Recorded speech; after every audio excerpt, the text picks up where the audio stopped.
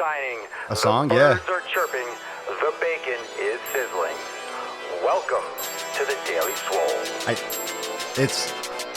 Yeah, one of my friends does all the intro music and stuff. Testing. What's going on, fam?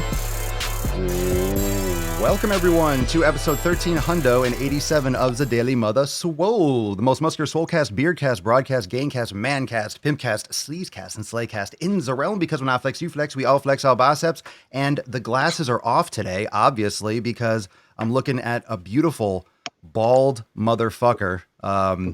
Bald and beard unite. Bald and beautiful. What's up, my man? What's happening, motherfucker? What's going on? So everyone's super stoked because of the shitstorm that you kicked up. I mean, it's your first shitstorm, so everyone's. I mean, you have to introduce yourself to everyone and let them know what you do, because everyone's like, "Who is this person?" Yeah, what's up, motherfuckers? My name is Alan Roberts. I own a small little channel called Everyday Day Fitness. I do mean that. I really fucking do. It's not fucking anything special. And I run a tiny, apparently little Instagram account. So what the fuck up, Steve? Really How the tiny. fuck are you? Yeah, I've been meaning to talk to you about that. Like, I mean, I was considering I wasn't sure about having you on the live because you only have 18,000 followers. I was a little bit, I was hesitant, to be honest. I appreciate your charity, motherfucker. So I really do. God, dude. I mean, I don't never go full Steve. Never go I full fucking love it. I fucking love That's it. the new shirt. The shirts are going to be available later today. Good. Really? That's fucking awesome, Yep. dude. Never go full Steve, fam. It's good advice. He's taking a fucking pounding on his own fucking channel right now. I was just checking out his latest video from like a month ago or whatever ago, and he's taking a fucking pounding on that motherfucker. So everyone's going over there and dropping comments. Yeah, good for him. Good. What the fuck, man? Like, I mean, I find it. Here, I'm so used to that shit though. I'm so used to like people like it's the age. It's the age. At one point in time, I was fat, and then I've gotten everything from the eyes, the teeth, all that fucking shit, and it's never the fucking actual information, like, and that's the thing that bothers the fuck out of me. Like, okay, you're pretty, motherfucker, that's temporary. Like, the facts are still gonna be fucking facts, after your cycle runs out, the facts are still gonna be the facts, bitch. When you don't have anything, you go after. I'm surprised he didn't go for. It's the same thing. If he went over your looks, or he went after follower count. That's like that's lower than that. That's lower than calling you some hairless motherfucker or something. Talk about detached from reality, dude. Like, Yeah. I mean, like it's so like. Here's the thing. We work out for a living. So does he. Okay. We don't. It's not like we do anything fucking special. I really think, like, people like you and I, like, I don't actually try to build my social media that much. I really don't. There's like little tips, and like I bet you he's got a professional on there that fucking on his team that helps build his social media, shit like that. It's, to me, I'd rather be a coach. I'd rather fucking help people. I'd rather get information out right. If that's like your fucking, if that's your goal is to be famous, great. But you can't use that as like in defense of facts, like that are speaking against you, And I don't fucking get it. I mean, it's him, it's the Vinces, it's all that shit. Like, I don't know. I don't understand how we've gotten to be a society so weak that facts hurt our feelings to the point where we are willing to omit them from our fucking brain. Like we're omit them. It's fucking crazy. It seems like it's a lot of that, and I use this analogy a lot. That book, if you give a mouse a cookie, he's going to want a glass of milk. So if you give someone, if someone needs some coddling, right? Someone has their feelings hurt, and then you put your arm around them. It's like a child, they're going to keep on acting a certain way to get a certain result. A dog rings a bell and it gets fed. It's going to keep on trying to ring that bell every time it's fed. Like, you train. So if you're training society, and you're training kids, and you're training people to always, to be coddled. And it goes from school, where you can't discipline children for getting out of line, but it's a vicious cycle, because if you go down to childhood, into like raising kids in the education system, that they're not able to discipline kids for getting out of line really anymore, because everything Crazy. At the same time, you're pumping kids full of sugar and then not allowing them to exercise. So what do you expect them to do? So you have like this tug of war where you can't solve the problem without solving the fundamental, what you're consuming, exercise. It all comes down to basic health, but that's not where the money is. Yeah, I mean, there's money in the glam. Like I said that in my video. I think it was yesterday or the day before. I don't know my fucking upload schedule. I really don't. But the truth doesn't need like both you and I shoot like our fucking like this is my wife's studio, which is half of our house. Like the truth doesn't need to fucking have some sort of miraculous fucking background lighting and all sorts of shit. It really fucking doesn't. Like I shoot most of my shit from my phone.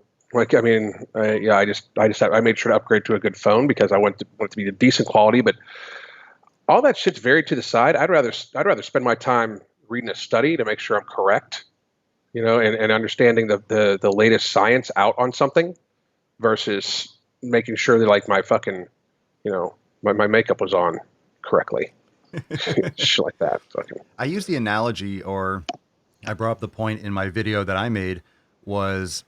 Like his rise, I mean, Steve Cook in particular, and a lot of that kind of crew came to popularity before the full maturity. I mean, we're not even at the full maturity of the internet, but this is when people were getting, they're photoshopping their pictures before it was Adobe Gains, before it was, before everyone knew it, before it was really transparent and people are just doing it and it's expected.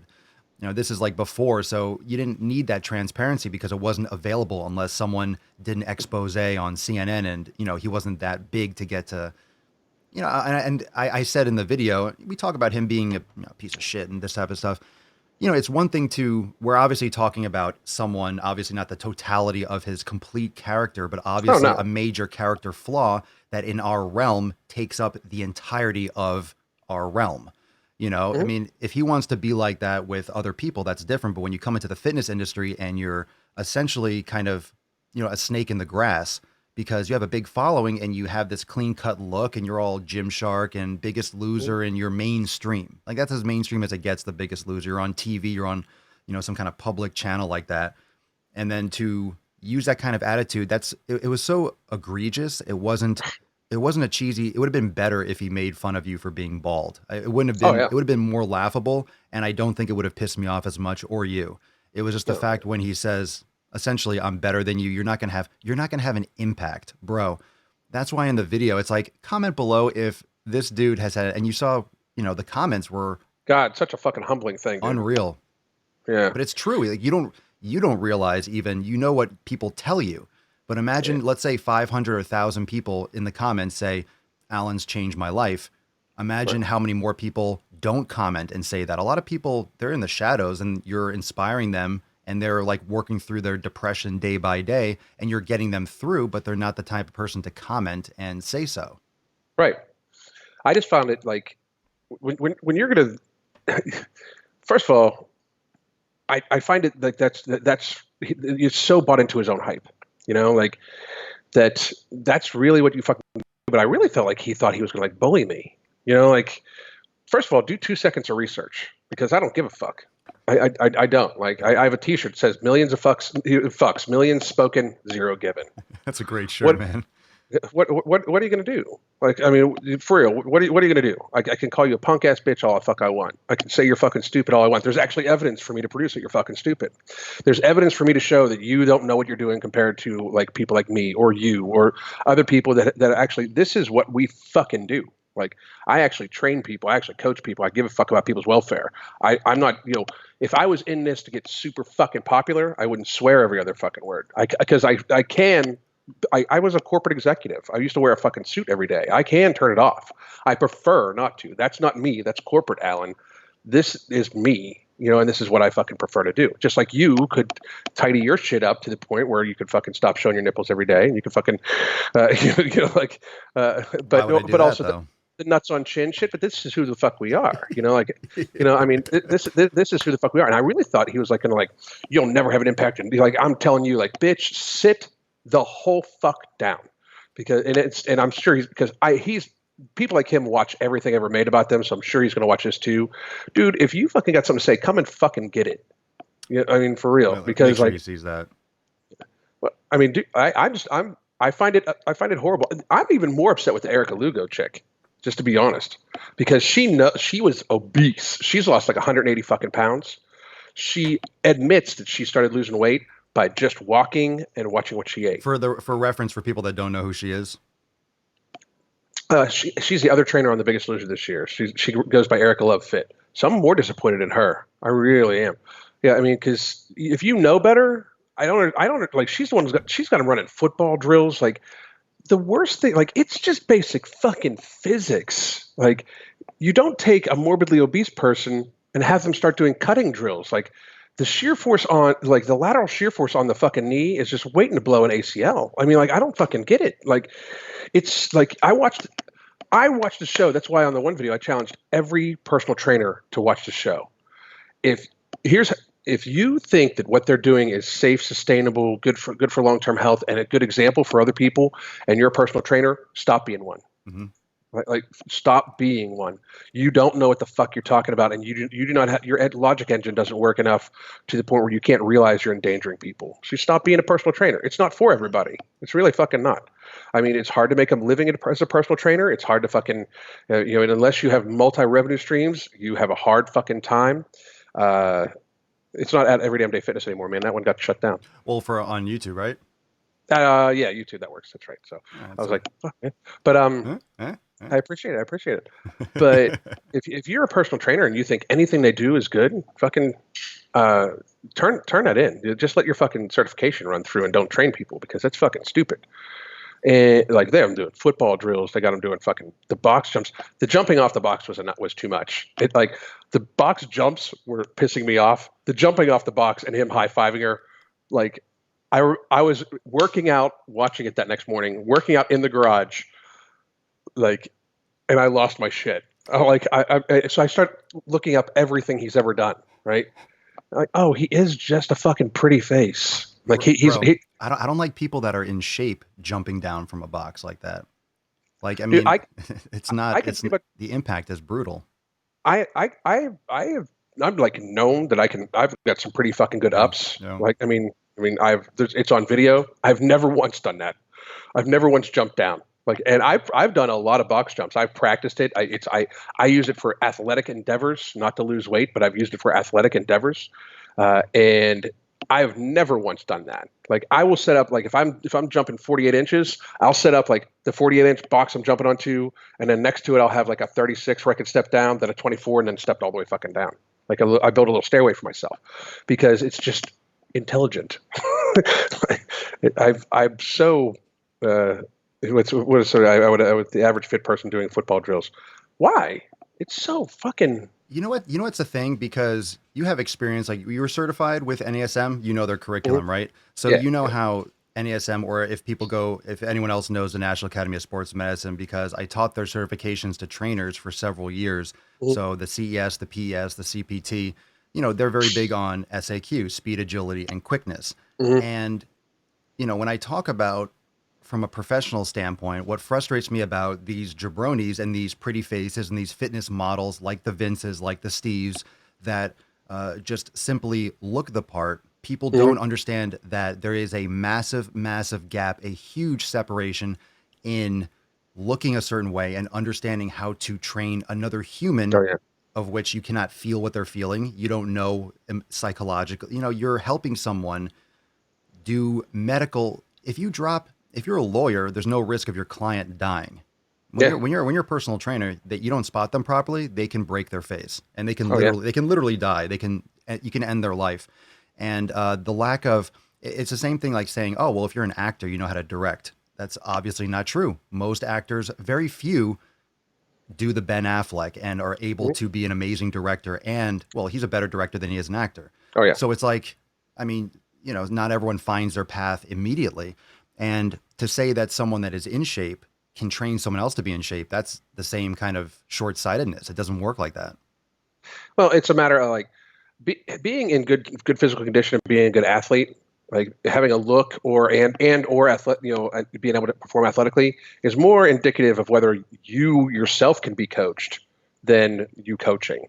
But I mean, like it's way more indicative of you being able to follow somebody else's curriculum. Like, especially for he's a younger guy, especially for a fucking younger guy. I think he was in football or soccer or something like that.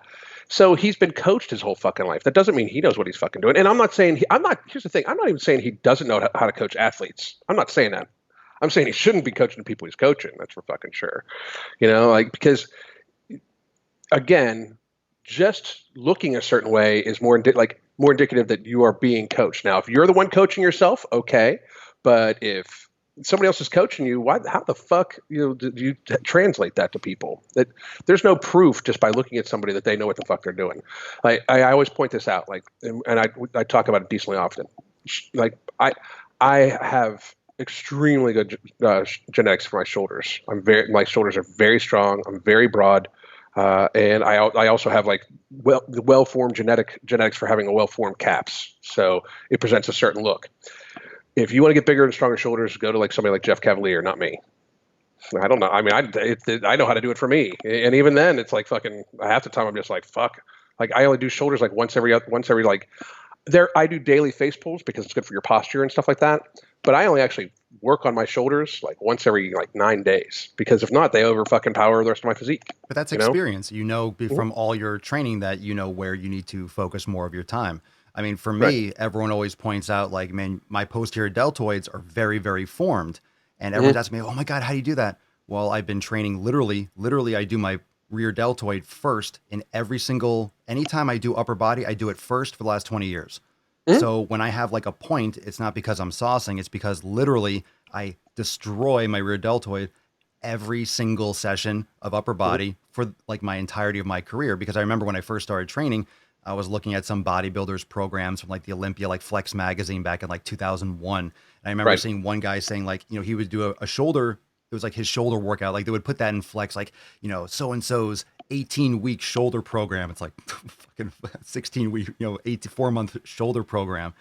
But it was like, it rotated which exercise started first. And I was like, so it's not always front, side, rear. It was rear, side, front. And and I rarely train the front, because for me, it's more like proportion. I'm not trying to do it for performance per se, but I integrate that with yoga, but it's more side and rear, because that's what builds out the physique. That's what gets undertrained. You're doing a lot of chest and pushing.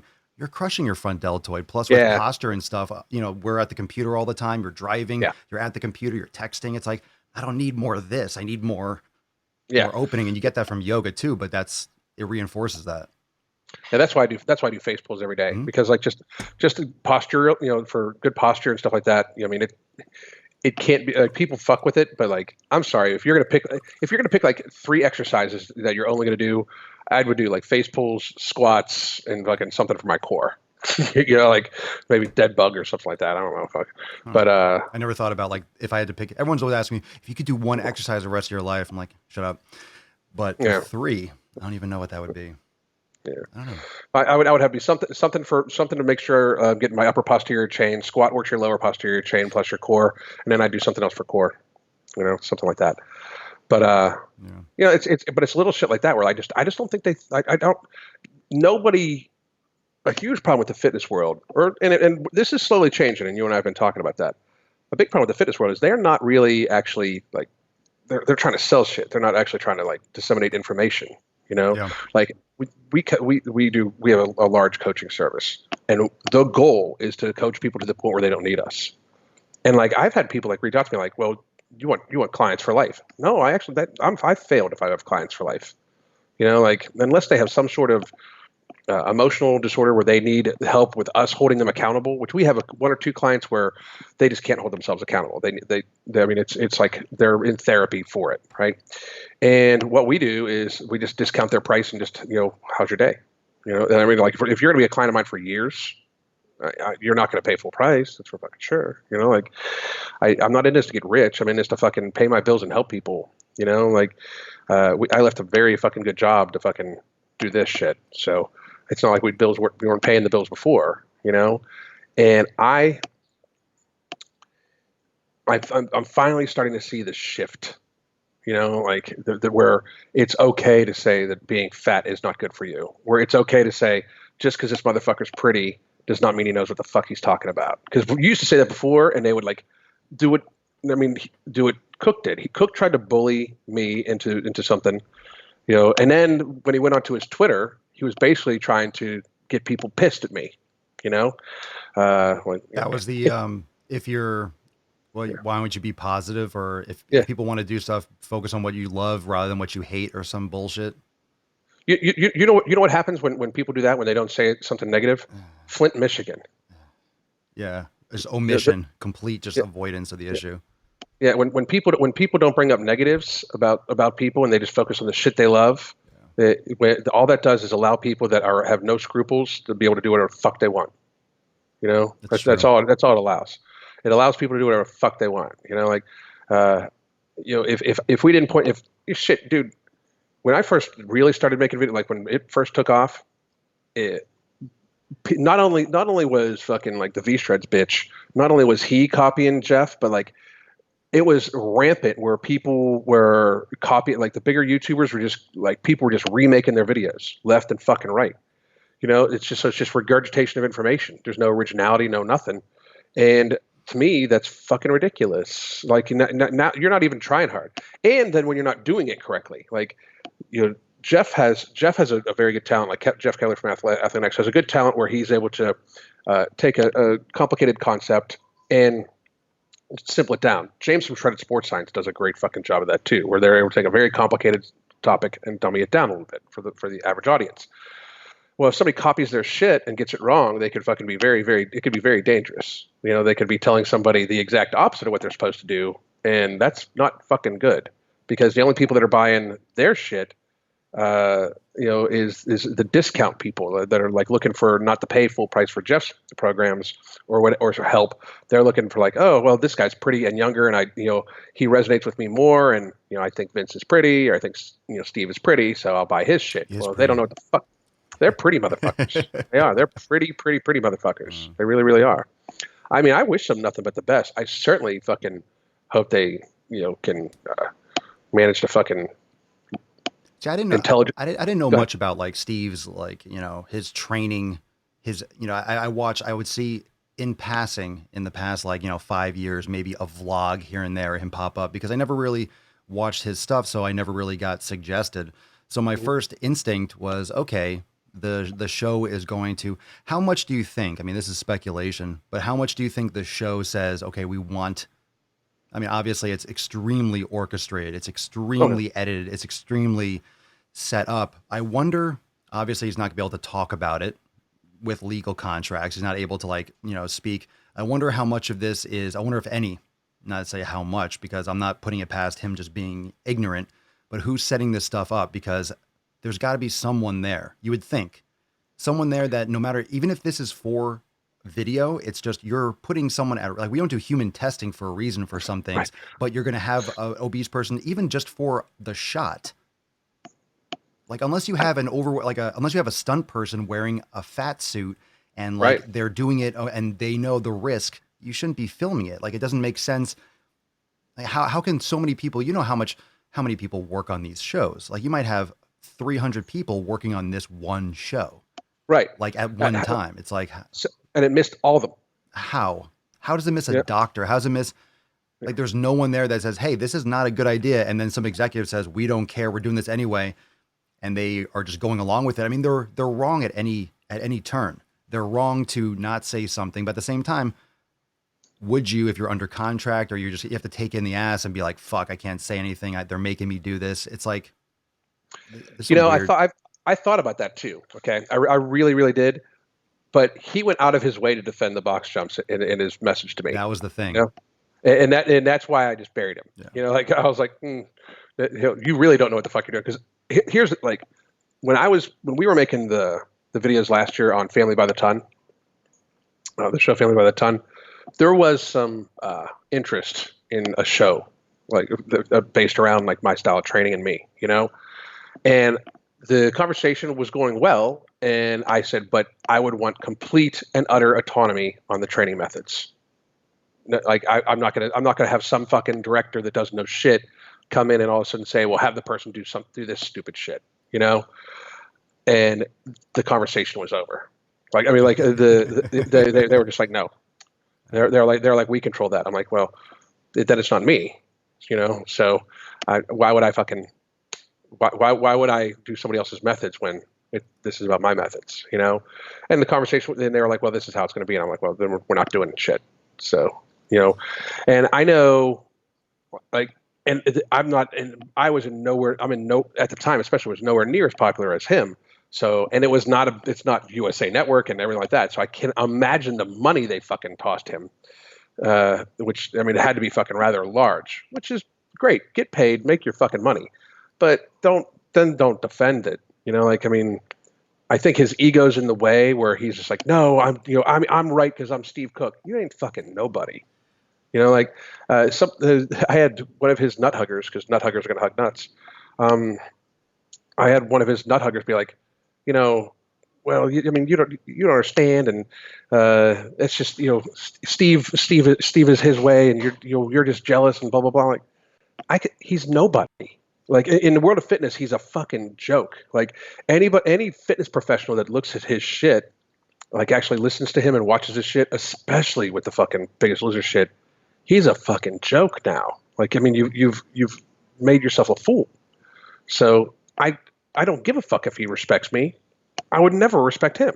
You know, like, I don't fucking care. And what do people think of me is really none of my business anyway. But not to mention, when you look in actual social media is different now than it was before. So it used to be, okay, obviously a lot of people still miss that fact. A lot of people still watch the fucking news. So they get their news from Fox News or CNN. Like, people are getting their information from these big, corporations. So to look at a follower count, it's still super common to at least assume, okay, this person has a lot of followers. They must have some minimal level of competency, which is obviously not the case. Right. You can have a lot of followers for just doing troll videos. You can have lots of followers by just doing pranks. Like, those are the biggest channels, the ones that do the mukbangs and the binge eating videos, which are, I mean, I've been on this crusade, like, just having, you know, it's fun to make videos because it's fun to be like, what the fuck are you doing?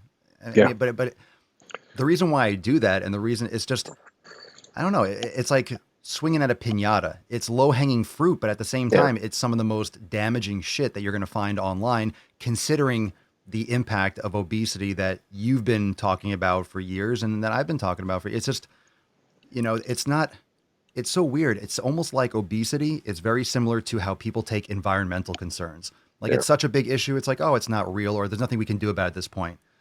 I mean, there are people just aren't doing anything about it. And the craziest thing and the most insulting and scary thing is that not only is it people are just being passive and just, fuck it, we can't do anything about it. We're encouraging it by saying, hey, not only that, you're beautiful the way you are. It's a good thing. And then I see people that are gaining weight, and they're, you know, you have all those reverse transformations where women like, this is where I used to be when I was training and I was doing caloric restriction and doing it wrong, of course. And then here am I now, and there's just cottage cheese, and they're overweight, and everyone's like, oh, you're so much more beautiful now. And there's no negative comments. Yeah. There's something going on. And everyone's like, ooh, mommy. I'm like, this is spam bot, weird bullshit. Yeah. It's creepy. Well, Instagram is like the place where, I mean, I like, fat acceptance is given a pass on Instagram, period. It's biased towards that. I mean, your account and that whole issue with that bullshit was case in point. You know, you're confronting people, but you're not lying. Yeah. I mean, like, if I was, you're not lying. My point is, I just want people to think. That's it. Just think about it. Okay. Like, the whole shit with, like, you know, even back to the Steve Cook thing. You put on a 120-pound suit, and let's see you jumping on shit for, you know, over and over and over. Let's see you go running with a 120-pound suit on, bitch. You know, but when you get to the fat acceptance people, like, what the fuck? I mean, I get that people want to feel good about themselves. I get it. Like, but we're like, well, I'm going to intuitively eat, and my intuitive eating puts me at 350 pounds. No, that's your fucking eating disorder that you have all this, like, people with eating disorder. If you eat intuitively and it fucking leads you to the point where you have mobility issues, ill health, huge amounts of inflammation, all sorts of shit, that is your eating disorder. That is not intuitive eating. That is your eating disorder. You're eating like you are eating by disorder. And that is very fucking dangerous. And yet we have these people talking like, you know, some people are just meant to be bigger. Bitch, let me tell you something. You go back 50 fucking years and find all the 400-pound people. Like, if you look at circuses from the 1920s, like when they had like the fat lady was average. Like average right now, like half of Tess Holliday's size, like, you know, shit like that. You know, like, it's fucking sad. Like, we've all, like, the people are like, it's just genetics. What were we exposed to some sort of like mutant Ninja Turtle mutagen that has caused, you know, such a rapid fucking mutation in the last fucking 20 fucking years? Yeah. Because we don't evolve like that. I mean, like, we don't evolve, like, the human race does not evolve that quickly. It took us fucking how many millennia to fucking get here, you know? Like, it does not, like, all of a sudden, and in truth, the human body is about adaptation. So we adapt to our environment to a healthier fucking state, to be more, to be better to deal with our fucking environment. If we do that to the point where our lifespan starts going down, that means in some way we are adapting to a negative lifestyle that we need to fucking change. And that's what's happening. If disease and disorder and depression and all these things are on the rise, our lifestyle, what we are adapting to, is the problem. So maybe eating copious amounts of refined foods and, you know, processed sugar is actually not healthy for us. Big fucking shock, you know? This is something I think we talked about in a previous episode, on a previous live stream, was that the father of sports medicine, Hans Kraus, when he used to write he was writing the books, and when he figured out that training and exercise and athletes and people that were physically active recovered better from injuries. And he was like pretty much the father of like physical therapy, figuring this kind of stuff out, that when circus performers came in, they were out quicker. They would heal from broken bones quicker than people who were sedentary. And he was writing in the 40s and 50s how America was the fattest country in the world. 70 years. This is not, people think this is new. People think that we're the most obese, that they were Americans. And he would say that when he was in Europe, like the German kids, you know, playing in the fields, he said they could jump farther, they can, you know, run faster, they could throw things farther than the United States. And this is back well before really TV was even super popular. This is before all this stuff. So if you think it's only because of the food, it's not just the food, it's the whole entirety of our ease of way of life. And I'm not saying I'm not a freaking well-traveled person internationally, but because we don't have that perspective, we don't realize how easy we have it. So we complain about bullshit. Like anywhere else in the world, like I've never been to Africa. I've never been to these, like, you know, real poor, destitute places in India. Like I've never been, but I'll tell you what, I've seen videos, and the reason why people don't have that perspective is because it's such a stark contrast. It looks fake. It looks like that can't be real. It looks like it's a movie to us. Have you been to Europe? What? Have you been to Europe at all? I haven't. The portion sizes are completely different than ours. I've heard that too. Yeah. I mean, I mean, that's what, like, I've had people like balk. I'm like, okay, like, because in my book, it's actually been renamed. It's called Fuck Being Fat, Lose Weight Through Math and Willpower. It's being released on Amazon shortly. I mean, that's the actual title. But because it used to be Math and Willpower. But anyway, I need to throw a fuck in there. But it's I talk about, like, you know, putting yourself on 2,000 calories. A 2,000 calorie nutritional intake is literally like what most of the rest of the world survives on. Like, and people, for us, that's a diet.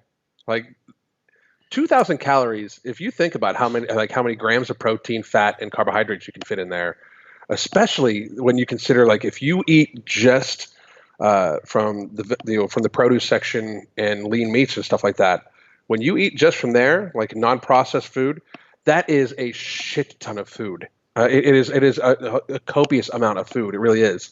Like, but people think, like, well, I need to eat my healthy carbs, and they grab pasta.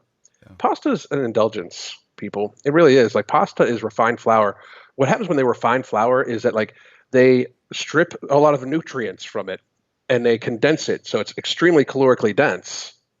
With, you know, but it's a micro and macronutriently or micronutriently sparse. So you're eating something with heavy calories, a lot of carbohydrates that normally processed white flour, you know, processes in your brain very much like sugar. And people all of a sudden then don't understand why an hour later they're starving when they ate like fucking 15 ounces of fucking pasta. You know, we eat poorly in our country. We super do. You go to Italy, and if you order a dish in Italy, it comes out like, they'll make you like it'll come out like, you can see that there was like a Roma tomato, like a fresh one that they put into a pan, fresh herbs, you know, some shrimp, shit like that. Like, and they come out and it's like on a plate like this big, you know, like, and you're like, that's all? Like, that's all I get to eat? And otherwise, but that's their portion sizes, and it's all fresh and shit. And they move more. There's more like bicycles. There's more scooters and stuff. I mean, again, I haven't gone, but like you just see that in video. You don't see that as much. I mean, maybe in major cities, but you get that more often in these smaller villages too. And their life is harder. I mean, our life is very convenient and easy. Everybody's life is very, very, very easy. You know how everybody's life is easy, and this is probably going to piss a few people off, because we have 400-pound people. That's how you can tell their life is easy. Preach, man. Making their life easier so they can get to 500 pounds is not actually helping them. Making it so we have bigger chairs in restaurants so everybody fits. That's stupidity. I mean, that is not helping anybody. People complaining about airplane seats. You're too fat to fit into an airplane seat. What a first world fucking problem that is. Tell that to the kid that's fucking dying of leukemia. You're flying through the fucking sky. You're flying through the sky. Yeah. Tell that to the kid that has leukemia that's dying because just from genetics, and you're complaining about your fucking airplane seat. Shut the whole fuck up. People they act like these are actually serious issues. I'm sorry. I talk about this story, and I think we talked about it before. About 14 years ago, I was in bad shape. Like I really was. I got promoted in my job. I was traveling all the fucking time, eating fast food all the fucking time. And I went from being very, very, very active, working out for a couple hours a day, and I was eating the same food that were being fed to the people at the CCRC I was working at, right? So I'm eating healthy food, whatever I wanted, chicken breast fucking a couple times a day, all sorts of shit, right? And then I went to eating like 10 fucking McDoubles a day and shit like that. So I got really out of shape, and I have a injury to my right knee from when I was a pole vaulter and when I was younger, that I wasn't working on my legs at all, and it started destabilizing. So my knee's eventually going to need replaced. Like eventually it is, but it started destabilizing, and the doctor was like, you can either walk with a cane, or you can fucking have it replaced, but we'll have to replace it again in 10 years. So I don't want to. So I went home bitching to Crystal, bitching to my wife, like upset. And I love my wife so much. She looked at me. She was like, "You can either accept this, or you can do something about it, but you're not going to fucking wallow in it because you're a father." So we fucking changed. I started doing yoga the next day. Yeah, step the fuck up, man. So she started making all of our food. Like I didn't eat anything unless she actually made it from scratch. Like I'm talking, she used to make our yogurt from scratch and shit like that. So if I wanted pasta, I had to make the fucking pasta. I had to put the fucking work in to fucking make the pasta. If I wanted to eat something that was processed, I was the one processing it. So at least there was work involved in the outcome, right? Yeah. If I wanted bread, I made the fucking bread. I baked my own fucking bread and shit like that. So, and it started where we're at now, right? But if life would have just been made easier for me, I'd probably be dead by now. If she would have placated me and I would have walked with a cane, I probably would have become less mobile. I probably would have eaten more out of depression. I probably would have gained another fucking 50 or 60 pounds. I could have easily been that 355, 400 pound guy with, and I don't talk about this a lot, but I have a heart condition. I have Parkinson's White syndrome. I was born with like a little extra piece of tissue in my heart. And it's why why I was actually asked to leave the military, because I got medically discharged because I started having a tachycardia spell. And it's the first time I'm actually talking about this. What's the actual change? Where's there's an extra piece, like an extra valve? It's like it's like an extra piece of tissue inside, on the outside of your heart. Okay, so what happens is, and mine's very close to like the portion of your heart where the electrical impulse from your brain hits your heart to get the beat, right? Mm-hmm. So occasionally, and it hasn't happened in years, luckily, and it's a lot of times people with Parkinson's White syndrome are put on beta blockers and stuff like that, and I'm not on beta blockers because I hated what they fucking did. So I just watched my cardiovascular health and everything like that, but it would cause me tachycardia. Like at rest, my heartbeat would be going like 250 beats a minute, almost an AFib. So does it like interfere with like the sinoatrial node? Like does it like interfere? I'm just remembering like my heart anatomy. Like does it interfere with like the actual initial? Oh yeah, when it hits that instead, yeah. like when I would have a symptom, it almost like it quivers at the top and it's barely pumping. So while it's beating a lot, it has almost no stroke volume. You know what I mean? Like it almost has no like volume where it's pushing almost nothing out. So it uses a lot of energy, but I have but I can't almost do anything because it's not pumping. But it's, it hasn't bothered me in years. However, if I would be fucking 400 pounds eating fucking Crisco every fucking day, by the ton, I'd probably be dead by now. And it's one of those things where that's another reason why I stay healthy, because I wouldn't be able to dance with my fucking grandkids at their fucking weddings, and I don't even have grandkids right now. And the reality is that's how people treat themselves. People, like, if life is hard, people, instead of looking to make it better for themselves and instead of looking to improve themselves, they look for society to coddle them right now. And that's just not fucking reality. That's a quick way for us to end up dead as a fucking species. It really is. Like, and people can laugh about that. I had somebody say, well, you're being so dramatic. Look at the fucking obesity rates in the last fucking 15 years. Like, and we're predicted by 2030 to have 50% people be obese. I think that is ridiculously fucking extended. I think by 2025 we could be at 50%. Like, I really fucking do. Like, I think every time I go out, I mean, I don't know about you, man, but now that you're down in Florida, every time I go outside, it's more than 50% what I look at. I look like a fucking superhero. I don't know where. I think everything below is maybe people in San Francisco and maybe Colorado are on the lower side, but Colorado is obese, but they're more active. Yeah. I don't know where these thin people are. I don't either. Like, and technically I'm not helping the statistic at all, because I'm probably like overweight / borderline obese just from the muscle mass I hold. But again, but if you look at my waist to height ratio, I'm fucking killing it. Like, for my waist to height ratio, I'm fucking very, very healthy, because I wear like 32 pants or something like that, But holy fuck. That might be kind of the problem, is that there's all these different, it depends on what metric you want to look at. Like, I'm healthy when it comes to my, like that, but I'm not healthy based on my BMI. People that aren't exercising, because obviously when you exercise, more, a lot of things that might be a negative on someone who's obese is a positive. So you have a lot of like, you can almost choose your metric. Hey, what are we measuring? Or how do I want to make myself feel better? Well, I'm this with this scale, or I'm this with this measurement, so I'm okay. Well, I often talk about, like, employing a couple of them, because like if you take Pacific Island, somebody of Pacific Island heritage, it is just genetically their bone mass is more dense. They're broader people. It's like, if you go to the island of Samoa, I'm a very small man.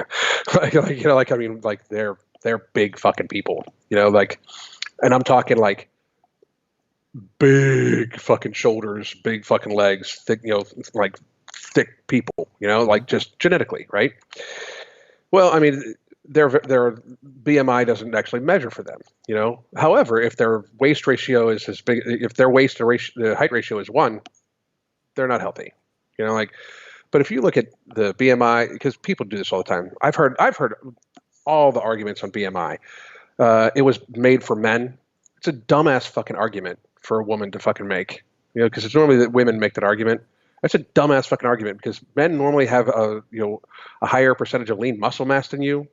And so when you say BMI was made for men, if somebody with more lean muscle mass than you is unhealthy at a BMI of 35, if you're at 35 and have less lean muscle mass, you're definitely fucking unhealthy. It's fucking, nobody uses logic at all anymore. I've made a career by using logic for people that don't use it. Like, I swear that's all I fucking do. Like, I just look at shit and I'm like, well, that makes no fucking sense. And I make a video with swear words. You know why I think that people like you and myself, like our audiences, why they're so engaged and why our content does make a difference, is because we speak to the individual. Mm-hmm. We give them actual things that they can take into their life today and start implementing change. Whether it's the mindset about how they approach their meals, whether it's, okay, just do these exercises, start here, go here. You have your program sites and and I have mine. Like, we have resources, both free and paid, that will give people, come on, like, you have to take initiative. It doesn't matter how much you pay or how little you pay. If you're dedicated to doing it, you'll do it. We give people the options. We educate them. We answer questions. You're always answering questions. I'm always answering questions. So, but the individual. So it's kind of like when you have people that are starving in other countries, or you have, there's 100 million people overweight or obese. People are just that number is like, you can't do anything about it. So you don't even think about it. But if it's your mother, If it's your sister, for your wife, it's you, someone who's extremely important to you, then you actually take action. You have to strike that nerve and that pain point with an individual person. And that's where I think the tide is shifting, because your content, my content, and the like give people more of the ability to speak out more, which it spreads like a virus, but in a good way. You're actually spreading a message, but you have to do it with the individual, because if you start at the top, you're not going to get politicians to talk about it. You're not going to get Big Food or Pharma to talk about it. You're not going to get, obviously, people like Steve Cook or people that are pushing agendas and trying to put their arm out and gather a larger audience by coddling people and all these, I mean, all these fucking Instagram. I want to talk about something like in a second to transition into, because in the middle of all this, I don't know if these are Russian troll accounts or what, but I feel like in the last 6 months, there has been this copy and paste with all these intuitive eating dietitians. I don't know, dude. Every single one has like 36 to 50,000 followers. Yep, right in there. Right in that zone. I swear to God, it's a marketing company that is copying and pasting, and there's no way that there are that many clone accounts. They're all the same. The posts are the same. And I've heard people say that they hire these, marketing and distribution. They get contacted. Like, these are probably the people that answer the DMs that you and I would just be like, get the fuck out of here. Where it's like, hey, I noticed you have a lot of followers. Would you like more? When we do marketing and research, blah, blah, you probably hire these companies and they copy paste, a bunch of pictures, with your logo on it, but they're all the same. And they all do like, here's, a thing of fruit, and here's a Snickers bar. They're both 200 calories, you can eat with this. So fucking stupid. But they're everywhere. And I'm like, I keep getting sent them because I made videos on them before, and it's like, I could do this every day. I just don't, it's a broken record. I don't know where they're coming from. It's like termites. Well, I find that people like you and I and a few other people, like it's like it's us dealing with politicians. Like we can address something quickly and then just tell another lie so quickly that like we're now backed up 4 fucking lies. Like they're able to just spit shit out so far, and they say the shit people want to hear, and we live in a society that's so that way. They just want to hear it. I have this little thing. I was going to do a video about this, but I'm going to do something. So real quick for the entire audience, I'm going to say 1.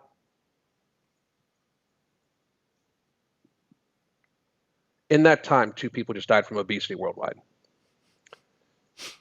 That's an actual statistical fact. In every 7.5 seconds, somebody dies from obesity. So on average. Average. You might have had double. Right. So somebody at the very beginning died, and then somebody at the very end died. 4 million people die from obesity a year. 4 fucking million. That is, especially when you consider that most of the obese people are from America and some of the UK and the civilized countries are the ones that are killing ourselves off from gluttoning ourselves to fucking death. The intuitive eating thing. Intuitive eating is moronic. It is true to tell a nation of people that is addicted. We're addicted to social media. We're addicted to feeling good. We're addicted. You call it the mouthgasm. Totally fucking true. Like people. Well, I mean, it's totally fucking true. Listen, something stressful. Like, to those of you out there listening, this is just a little thing I run with a lot of my clients. Every time you need to think about a candy bar this way. So if you all of a sudden have a bad day and you're like, man, I could really go for a candy bar. You are trying to self-medicate. That's the truth. If you are trying to get a processed sugar injection that releases dopamine from your brain to make yourself feel almost instantaneously better. So if that is self-medication, when you just ingest processed sugar on a daily basis, think about that. It dulls you down to the point where then when you have something bad, you can't just have that little bar. You have to have the big bar because you need the big boost. And then when you get used to having the big bar, then you need fucking a piece of pie.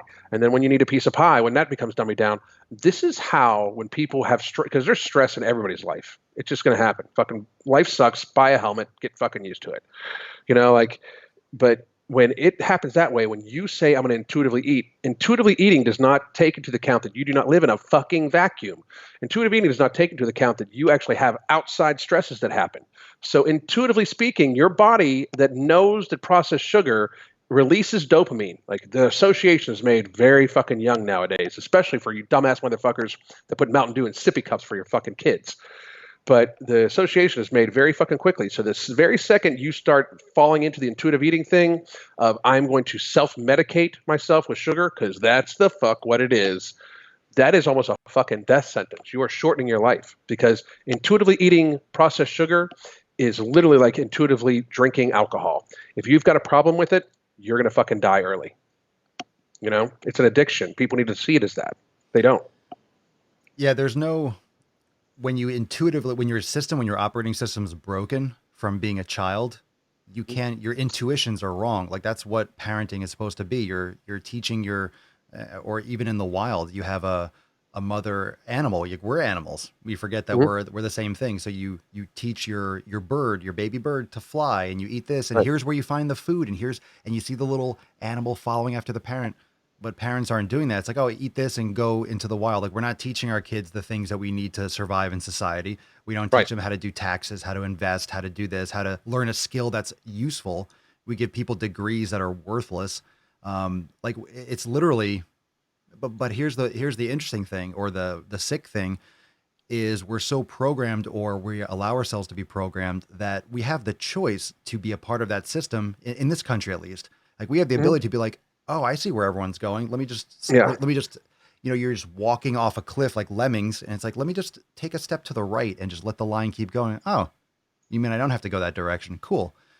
We do have a choice to do it if we take advantage of it, but we're so encapsulated in our little circles with everyone around us. And one of the issues that's why I always say, like, I talk about our, in Swolenormous, like there are 7 pillars. The first one's community. So it's one thing to be addicted, but when you're surrounded by addicts too, impossible.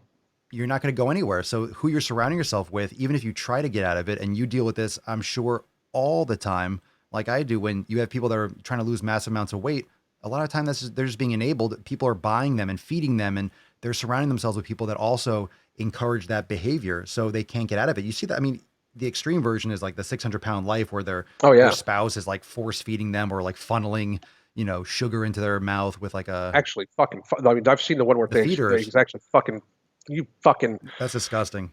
Somebody needs to throw those motherfuckers a beating. That's a snuff film, dude. That's like, it is. I don't it see absolutely is. If somebody let me tell you something. If somebody treated one of my relatives like that, or one of my good friends like that, as a newsflash, you better get a ticket on the fucking next space shuttle. You better fucking leave, like for real. Because you're killing that person. It's murder. You're demoralizing that person, and to a fucking degree that is disgusting to me. Like, I mean, people deserve way more respect than that. You could probably get a manslaughter. I mean, easily. Like if you're just feeding someone and you're enabling them to literally die if that's the cause.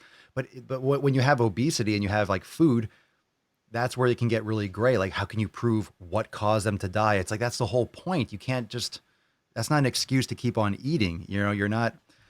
And the whole, I don't have diabetes, my blood work checks out. Oh, I'm healthy. I can be healthy and obese. That's literally 2 things that are completely opposite. You can't be healthy and obese. That's the definition of the term. Obese is not, it's not like a choice. Like, hey, I put on a red shirt today. Or the people in larger bodies. Oh yeah. That terminology drives me absolutely. Living because I live in a larger body. Yes, that drives me fucking crazy. Are you renting it? It's yours. What the fuck are you talking about? It drives me fucking crazy. I hate it so much. That is because it is I'm living in a bearded body. Oh, yeah, I'm living in I was like, I'm not living in a bald body. I'm fucking bald, motherfuckers. Like it drives me. I have bald. Yeah, I don't have bald. I am bald. It drives me fucking. And that became a pretty funny. Like people relate a lot of like the things you and I say to our, like all back to us all the time. And I'm always amazed at some of the shit I say that gets said back to me. Like the people catch on to, like I don't have bald. I am bald. That's just logic. Like, I mean, it is like most of the things that catch on are literally just like logical progressions of conversations.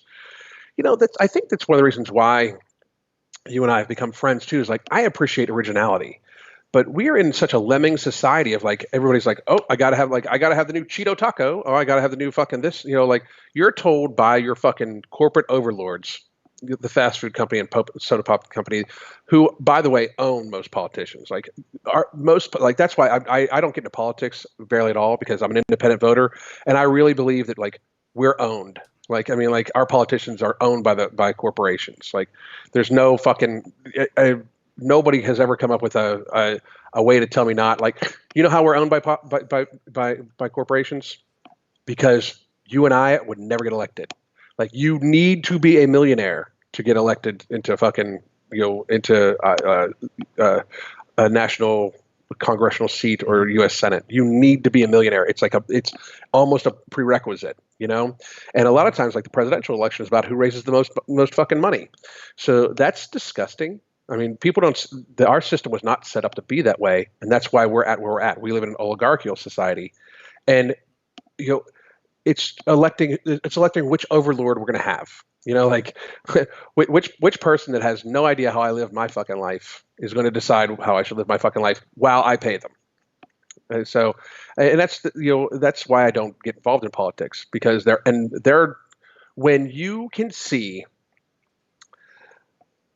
ads for soda towards children, like geared only towards children, then you know that they don't give a fuck.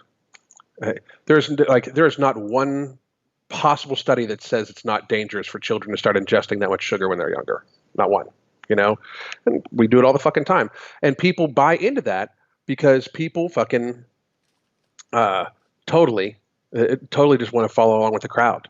Like, I don't want to follow along with the crowd. I want to be me. Like, I'm a very unique individual. I pride myself in it.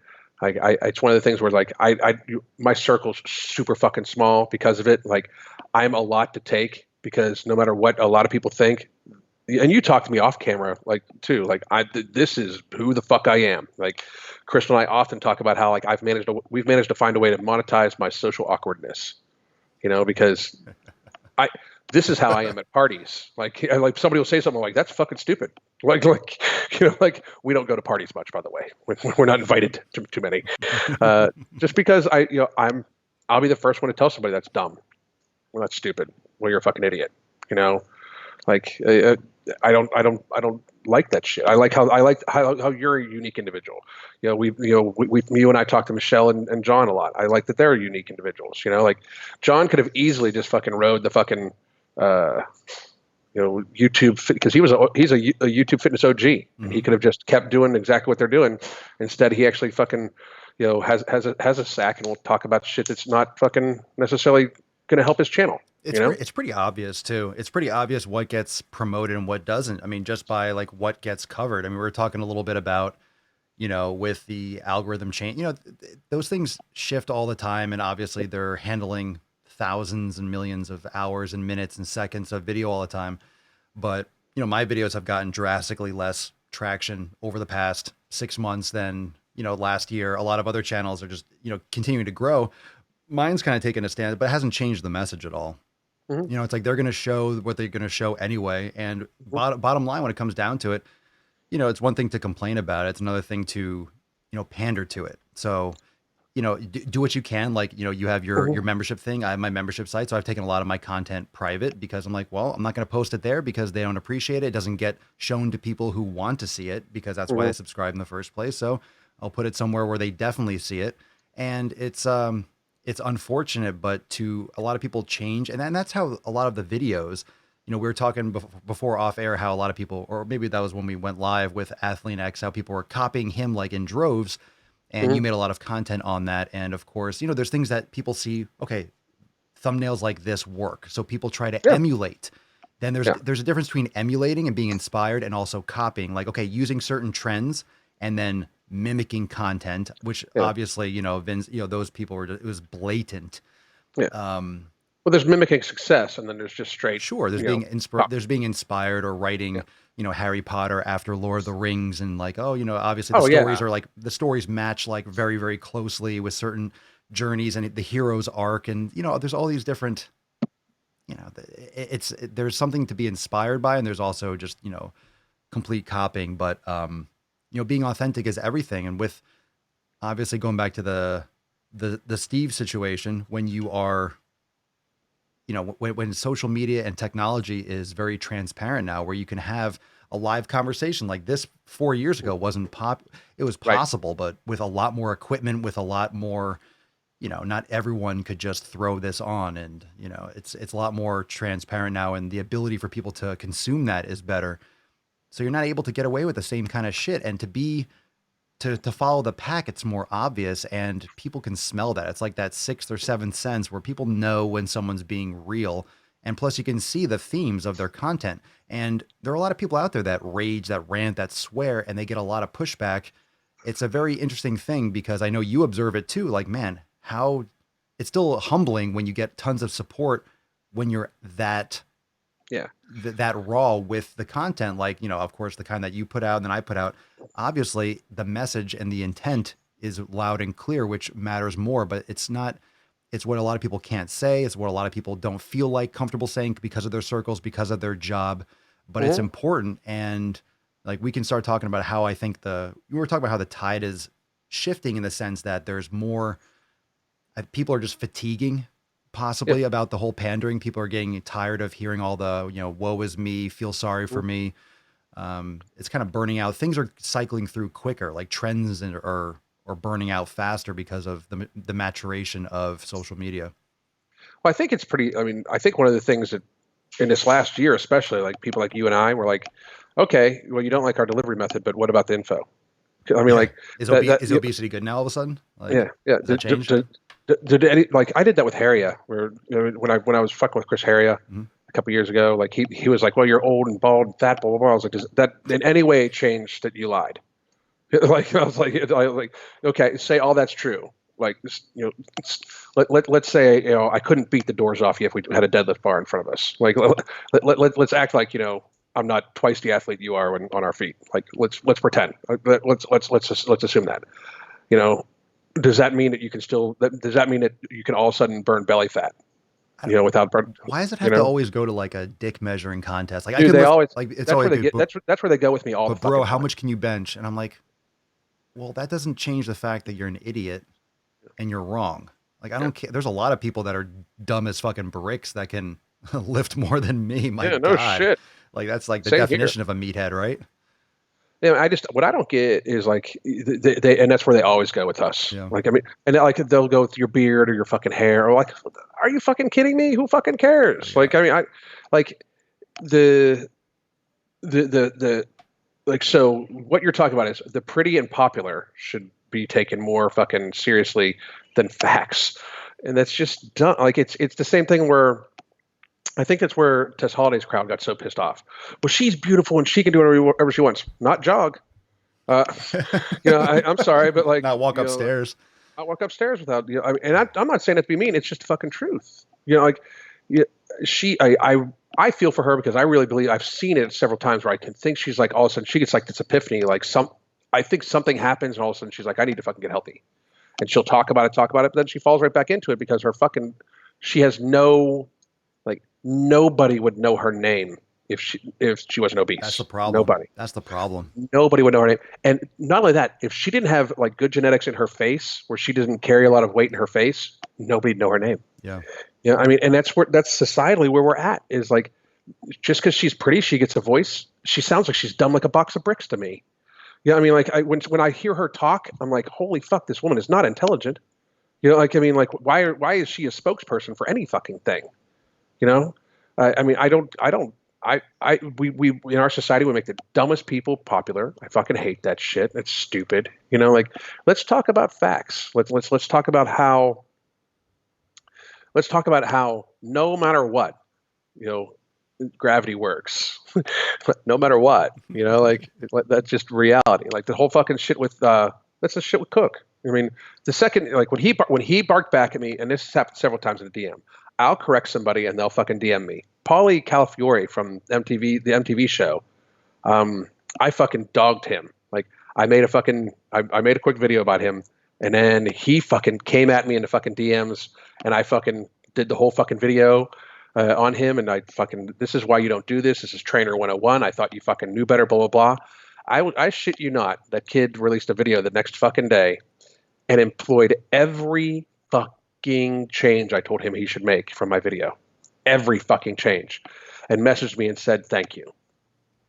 I mean, like, once I was done being angry, I sat down, watched your video. You're 100% right. Thank you. That's respectful. Dude, So I'm gonna have him on my channel at some point in time soon. That's a fucking superpower for somebody his age. He's like 25 or 26 or something like that. to have humility, to have like humility and take criticism. Yeah, it's a fucking superpower. And I think that's where people mistake content like yours and mine because of the way we talk. Mm-hmm. Like if you come back at yourself or me with like certain content you don't like the way I said, it's like, don't care. Don't give a fuck. Like I don't watch people. If anyone, I'm sure people have made videos on me. Don't watch them. Oh. Don't care. Not gonna, it doesn't matter. And I've said things wrong. I say a lot of shit. I mean, but I definitely, one thing that I don't do, I don't go and throw like studies around. I don't throw studies around. I speak a lot from experience. And I talk a lot about general topics and just things that I've done. We leave the science for people like James who want to go into those studies and break down. Like that's something that I've done in the past. It's exhausting. It's not my interest, but I'm grateful that we have people like that are going through it objectively and really giving, the breakdown of complicated things. Cause a lot of people throw around studies. I don't, it's not that I don't think, I know that people think that English is English and that because they can read a couple words and look at a graph that I would easily say 90% of people that are referencing studies online have no fucking idea. That's a whole PhD degree to be a research scientist. Yep. It is so complicated to read a fucking study. It is extremely high level science and like just to understand how to extrapolate data to have a conversation. So it's not that simple that, hey, I read a blog about this study. That blog is opinion based on a title, based on an abstract, based on a conclusion. To go through that and then like, okay, look, this graph is a little bit higher, but is that difference significant? Do you understand that means jack shit? Oh, it's the sample size. The population was too small. Oh, it was only between, 75 and 85-year-old men in Japan. It was a sample size of 20 people. Like that's worthless. Right. It's a cool, this might be something we should study in more depth, but that's what a lot of those studies are. They're small to maybe spur, that's interesting. Let's go down that rabbit hole with a bigger study. That's usually what because they're expensive. You don't just start a study with 10 million people. You start with like 100. Oh, this is viable. Let's see where this goes. And you get more funding. And then it takes 10 years. And then it takes 5 more years to get published. And then it doesn't get published. And then someone else writes an article and then people run in different directions. It's challenging to read those accurately and people throw them around like they're just fucking currency. Oh yeah, my perfect example of this, and I'm fucking about the dog this dude, and I've never mentioned it before, but it's the fucking truth. I've thought, because I don't watch his content, but there's a guy called Overtraining Physique or something like that. I don't know if you've ever heard of him. Who? Overtraining Physique. Oh, Vitruvian.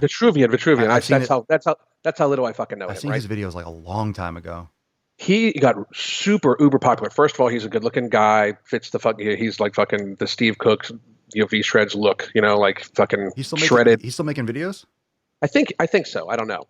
I haven't checked. He's kind of like OG. He's like OG fitness. Like he's like old school YouTube. No. Yeah, I think so. And he's a fucking clown in my opinion, of course. And here's why. For all you fuckers that like him get fucking upset. He got popular off of 2 huge videos based on the FFMI study. That's he was in front of a board or something, right? Yeah. I saw that video. That's how I know it. Just so people are aware, that is the dumbest fucking study ever fucking produced. Did your sound cut out? No, I can hear you. Oh, okay. You were. It looked like you were lagging at one point in time for me on our thing. Oh, I think happened. I think it's because of Skype. I think I was looking up on Google, and my computer was like, "Oh, wait, don't do anything. Don't stop it. Stop touching shit." But it's the dumbest study ever. It's like 80 some fucking people that admitted they use steroids, right? They self-reported all their fucking nutrition. They self-reported all their fucking shit. And then it was still so bad that they went and eyeballed up a bunch of pre-steroid era Mr. Americas, right? Where they eyeballed up, they eyeballed up the guy's body fat. They eyeballed up from old pictures. So they eyeballed up their body fat. They eyeballed up their weight, and they went off of whatever was reported their weight and height was, right? And they plugged them into it. So, and then with these pre-steroid era guys, a bunch of them had an FFMI of over 26. Like there was a bunch of them that had like 28.5, 20, a bunch of them, right? So somehow or another, they take the median, they take the average and the abstract as 25, and they're trying to say, well, if somebody's 25 or over, that means that they're on steroids, right? Mm-hmm. But the study actually says in it that they verify that these people who were Mr. Americas in the 1920s, 30s, 40s, 50s, right?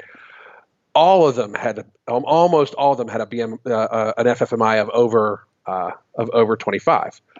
That was before training knowledge, supplements. How much more advanced are we about how muscles actually grow? All sorts of shit, genetics, blah blah blah. You name it. Like much more access to higher protein diets, all sorts of shit. So and these fuckers for a long time in YouTube fitness were using this study to say, well, their FFMI is over 25. They must be using steroids. So they're using this fucking dumbass toilet paper piece of fucking study that is literally, they're misreading the motherfucker. They're literally don't even understand. They're not even reading the fucking study. They're just going off the fucking abstract. And the abstract, contradicts itself within two sentences. It says one thing, then contradicts itself in two sentences.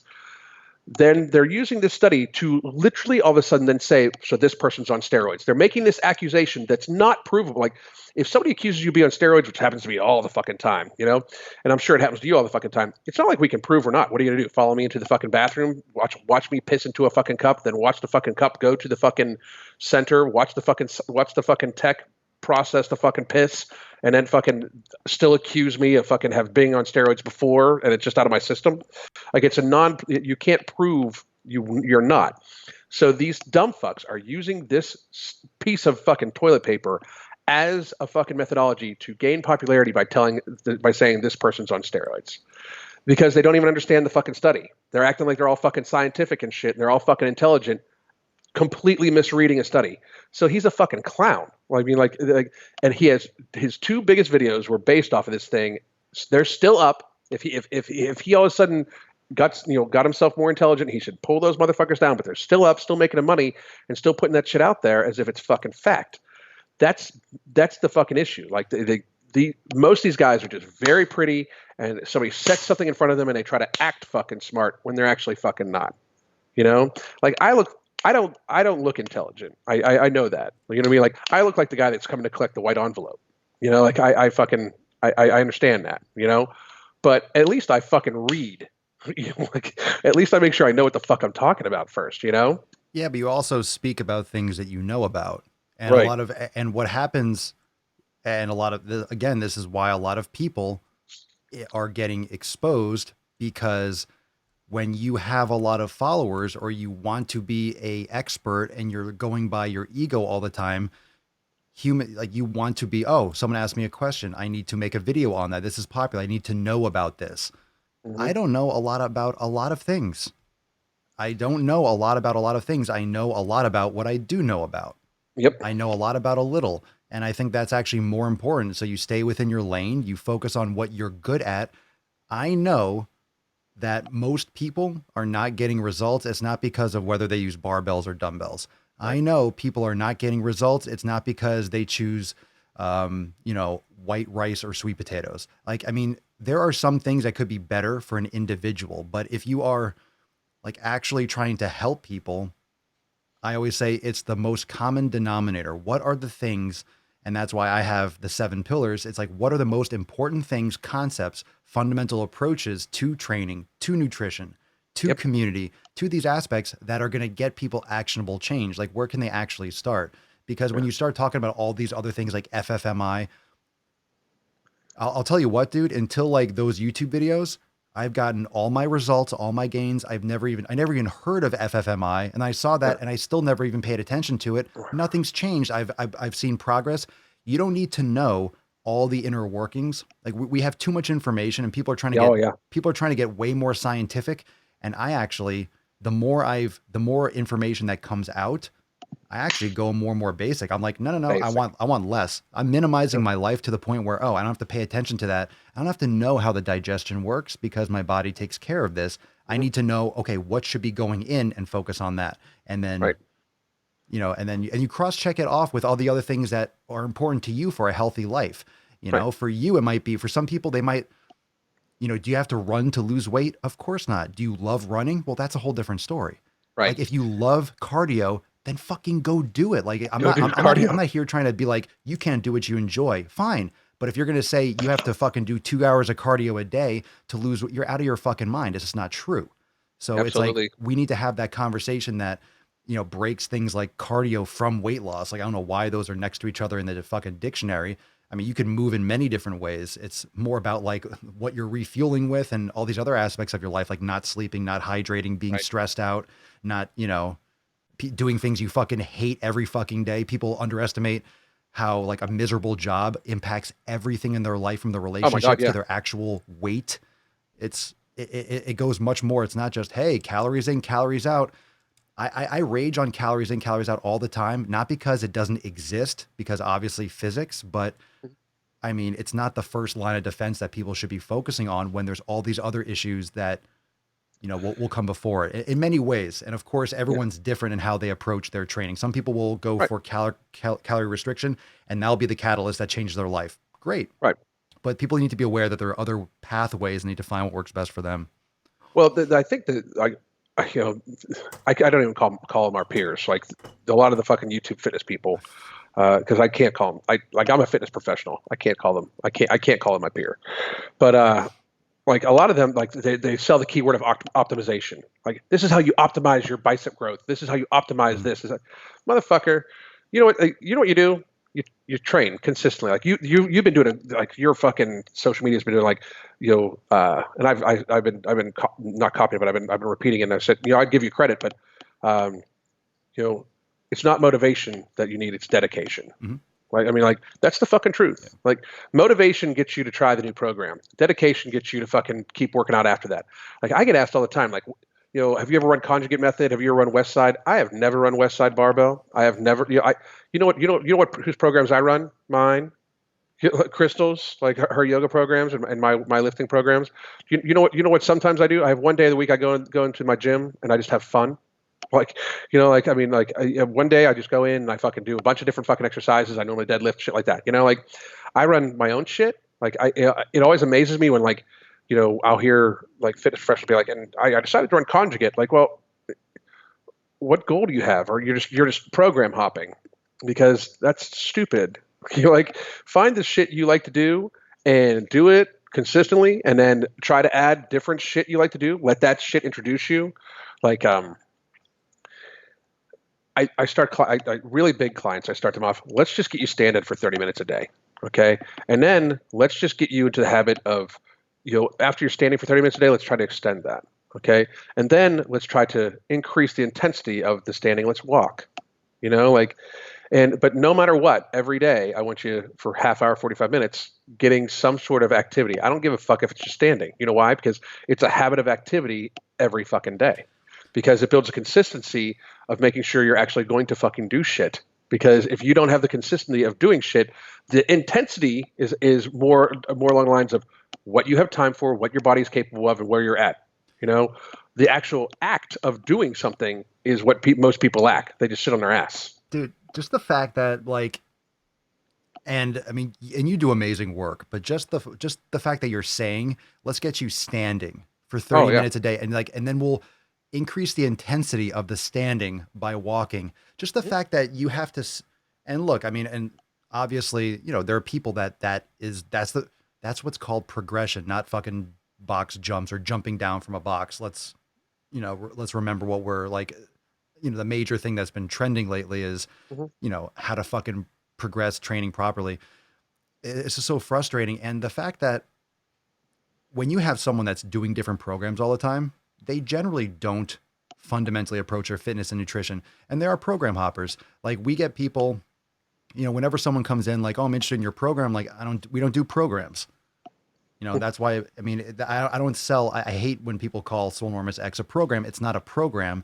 It's an entire network of content. We have programs, we have structures, but you need to on-ramp and you need to build into your life and making it synonymous with your training. And I like what you said about fun.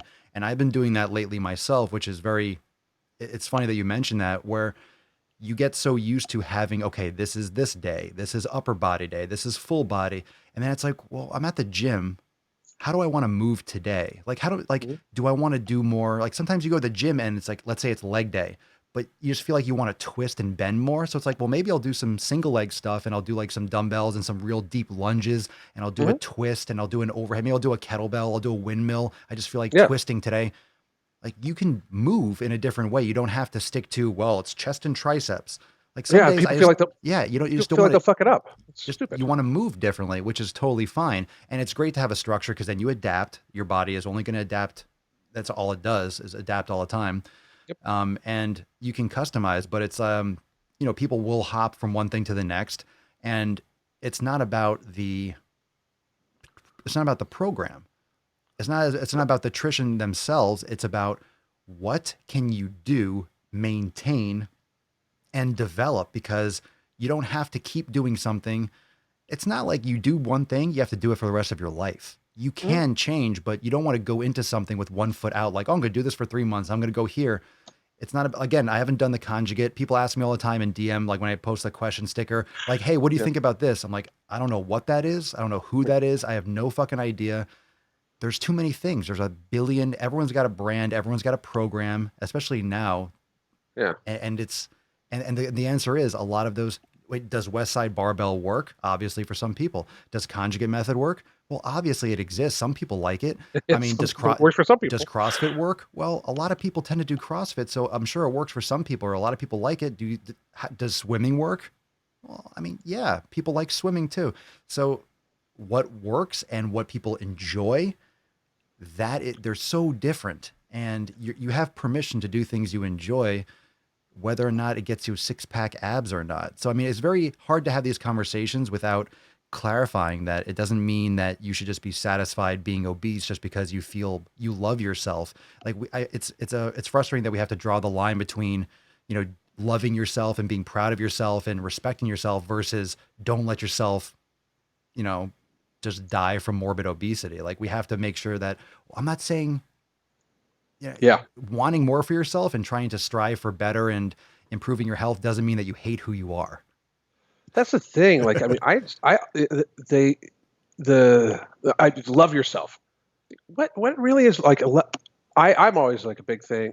I mean, and again, like shit, I've talked about my health, politics, and now I'm going to talk about religion, but you fucking pull it out of me, motherfucker. But I'm an atheist, so I believe this is all the time I got. So I'm always going to try to fucking be the best version of myself I can. I don't believe I got to, like, I would like to hope that there's something afterwards, because nothing would be better to me than having like Crystal be in her best bikini and my favorite band on fucking stage and a bucket full of fucking super cold beer, because that's my idea of heaven, but like, nothing would beat that, but I'm not going to bank on that. I'm going to try to do the best I can here now, and to me, it's like, I'm always going to just try to be more intelligent, better person, help people, like, because this is the shit I love to do. Like, it's almost, and part of it, like people, I would somebody be like, well, you're so selfless. Let me tell you something. When you get that first email of like, you changed my life, you gave my life back, that shit's addictive. Like I'm more addicted to that than I could ever possibly be to how many followers I have or the subscriber count.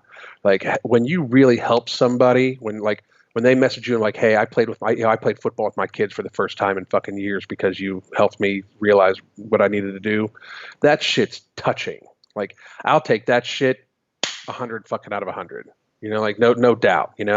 Rather than like, oh yeah, you're so awesome and like I liked your book and blah blah blah. Fuck that shit. Like I mean, like let me help people. Let me fucking because I just see a bunch of people not. We talk about progression, and we started off talking about fucking idiot Steve and shit like that. Like if we didn't if people didn't speak up about that show, it would get another season, and then there'd be branch off seasons, and there'd be branch off shows, and there'd be like other people try to emulate that shit because it's all about ratings. They don't give a fuck about people. They don't give a fuck. So it would just be more and more and more the fucking same. Like my goal is that they don't even think about a fucking other season. Like that's my goal. That I don't even. And everybody's like, well, you could get content. Yeah, but that would still hurt a bunch of fucking people because not everybody's going to watch my fucking content. So my goal is that they fucking like. I take great pride in knowing that there's probably been a conversation at the USA Network about me. You know what I mean? Like will this guy shut the fuck up? I'm waiting for a cease and desist. I'll make a whole, if you guys are watching, by the way, send me a cease and desist. I'll make a whole video on that motherfucker. I'd gladly see you fuckers in court. You woke the dragon, bro. I would fucking love to see them in court. Love it. But what are you going to say? Because then here's why they would never go to court with me. Because my argument is that their methods are unsafe on nationwide TV, and I can prove it. I can prove it. They would have to prove that there is, that they are safe. That the argument would get to be, are they safe? So I'd fucking love it. We already have we have video proof that they're not. I mean, right. It's that simple. So well, here shortly, some chick breaks her leg, I think. I can't. Like in the preview where they and that was the promotion. It was like, hey, look, someone's gonna break their leg this season. I can't wait to watch. What the fuck are you talking about, bro? What does this say about society that they like somebody like that people sat in a meeting? Don't about air that. Shit. Don't put that on. Like, take care of it. Make sure she doesn't sue the fuck out of you. I know they already signed. Her leg's shit, like but... fucking lying and fucking side and shit like that, and like it's broken. You think make it have a morbidly obese person with no athletic background at all jump into muddy waters of undisclosed depth and undisclosed surface at the bottom? What could fucking go wrong? Nothing. Nothing. It's so fucking ridiculous. Like you and I look at that shit. It's like, oh my god. Like I don't watch football. I was telling people that I don't watch football, but that's how I would be like when I watch an episode. I'm like, don't jump off. Don't ever jump off. Don't high five her. Because now she's going to go home and be like, well, I got a high five for jumping off the box last time. I'll jump off the box now. Oh, there's no medical professional if I can fix my snapped ankle now. Dude, people get hurt all the time in those mud runs. No, I don't think people talk about the obstacle course racing enough because pretty much every race, very few, maybe the first one, like at 6 a.m., they have like competition ones. Everyone else is undertrained. Like, hey, let's do this for the weekend. Weekend warrior. Like, hey, do you guys from work, you want to do a team run? Sure. Let's do no exercise ever. And then run 3.5 miles, climbing ropes, jumping, swinging from things, landing in mud pits and shit. People get hurt all the fucking time. Well, I've run a few of them, because I love them, but I don't suggest, there's always somebody casualty at the side. What amazes me is when I see people heat casualty. Like, okay, so you're that out of shape that this 3-mile run is fucking you up. You realize you're about to jump off a fucking building over here. If you can't run for a mile, you might not want to fucking continue this shit, And they just let anybody do it. Like it started off with like Spartans, where it's only like for the like competitive Spartan race runners, where the idea was to like try to advance and get better and train to get better for the obstacle run. It was like an extreme sport. And I have nothing against extreme sports. Do what you fucking love to do. If that's going to keep you in shape, that's fine. But when you start promoting it as a fitness method, that's where you're a fucking idiot. It's the same thing as CrossFit. The CrossFit games are a very unique thing to watch. I actually enjoy watching the CrossFit games because it's balls to the wall. It's not going to be healthy. Neither is a boxing match. Neither is a football game. Neither is like people dog on CrossFit a lot, and I've met horrible CrossFit trainers, just like I've met horrible personal trainers. Steve, how you doing? And I've also met very good CrossFit trainers with fucking I've met very good CrossFit trainers that have master's degrees in kinesiology and biomechanics, all sorts of shit. So when you go to like a competitive level on anything, it's going to be inherently dangerous. It just fucking is. But when you start using that competitive level of fucking of the performance as a workout model, that's pretty fucking stupid. Like the people you see on the CrossFit games don't do the Murph every fucking day. They train portions of it and then they work on their technique for shit oftentimes, It's like NASCAR. Just because you see people driving doesn't mean you're driving fast and you're a race car driver because you bought a new Chevy or something. It's like these guys are it's a very specific type of training, or it's a very specific activity with a specific car designed for a specific thing, and that's all that these people do. It's really it's weird. It's weird how those become something people. How about this? Why do you think that, or what do you think was the cause of if you're not bleeding out the eyes, you're not getting a good workout in? Like where did the overtraining become the standard? Because I don't know. It was always like that. It's always, you watch the movies like 300, or you have like 3-a-days or 2-a-days for football practice, and you don't allow people to drink water because then you're a pussy because you want fucking to hydrate. You know, I remember because your that body shit. processes actually need you to hydrate. Yeah. It's a weird thing. It's a weird thing why more is better. And it's obviously not, because actually recently I started decreasing. I do more frequent workouts in terms of like body parts, Yeah. but I'm doing less volume per workout because I just don't want to be crippled. I'm not trying to gain 20 pounds of muscle. Like Mm-hmm. I've been bigger. It's not something I like to maintain. It's too much effort and it's not for me anymore. But where I'm at now, it's like I can do more frequency, do less volume, recover more, and I'm not in pain all the time. I don't feel miserable. I don't feel banged up. I don't feel destroyed. I think it's so important to understand that training is training. Training isn't a competition. And if you have a Super Bowl every fucking day at the gym, you're going to get hurt. That's why there's an off season. That's why there's a progression. That's why everything has, quote, seasons. But if you're not in a sport, your season's all year round. You need to be focusing on not mobility, recovery. Yeah. Like 70% of your attention, it needs to be more recovery based than stress based. Absolutely. Well, I say it to a lot of people. Like I maintain, a very, very strict policy that like I put my recovery above everything else. But that's why I'm able to be in good shape when I'm 48 years old. Like my recovery is, if like I didn't sleep well last night because our dog's having a very hard time. Probably towards the end of his life, but I didn't sleep well last night, so I just kind of went to the gym today and did some light sets just to get my body moving. Got a little bit of blood flow, and I'm done. I'm not going to push myself. Because I'm probably not going to work. I could force myself to go blast it out for no reason. Because then I'm not going to recover from it, so then it doesn't do me any good anyway. Then I might not be able to get some sleep tonight and get a good workout tomorrow. That's to me that's common sense. People got this do it or die attitude about shit. I work out at a pretty high level. I love intense workouts. I really do. But to sacrifice your recovery for something is stupid. It goes beyond you're not going to build muscle that way. So if you're looking for gains, you're not going to get them. You're not going to get better athletically. It's just not going to fucking happen. And so, but where it got sold to, I don't necessarily know, because for a while it was like the bodybuilder shit. Like if you didn't have a six pack, you weren't shit, right? And now it's like if you don't deadlift 600 pounds, you're not shit. And then that's fading away too. I think CrossFit had its day and everything like that. I think that most people are fairly unmotivated, so they need something that catches their eye to spark them into something, and they think that they're going to make this huge radical change. They can make a huge radical change, but there's a difference between radical change and lasting change. Lasting change is because you build healthy accountability and lifestyle habits, versus having radical change, which is you put yourself on a 1,500 calorie day restriction to lose 3 pounds a week, and then you fucking work out like fucking crazy. That's a temporary thing, because eventually if you don't learn your habits, you're going to fucking start eating more food back again, and then you're not going to have as much activity, and you're just going to gain that weight back. That's what we do is we take people that normally have a problem with their behaviors with food or food addiction or something like that, and oftentimes they've gotten counseling, but the counselor can tell them why they have issues. They can't. It's this thing where they don't really do a good job of necessarily teaching the person the skills. To learn habits, that needs to, a habit is done over the course of 21, for some people I've shown up to 60 days.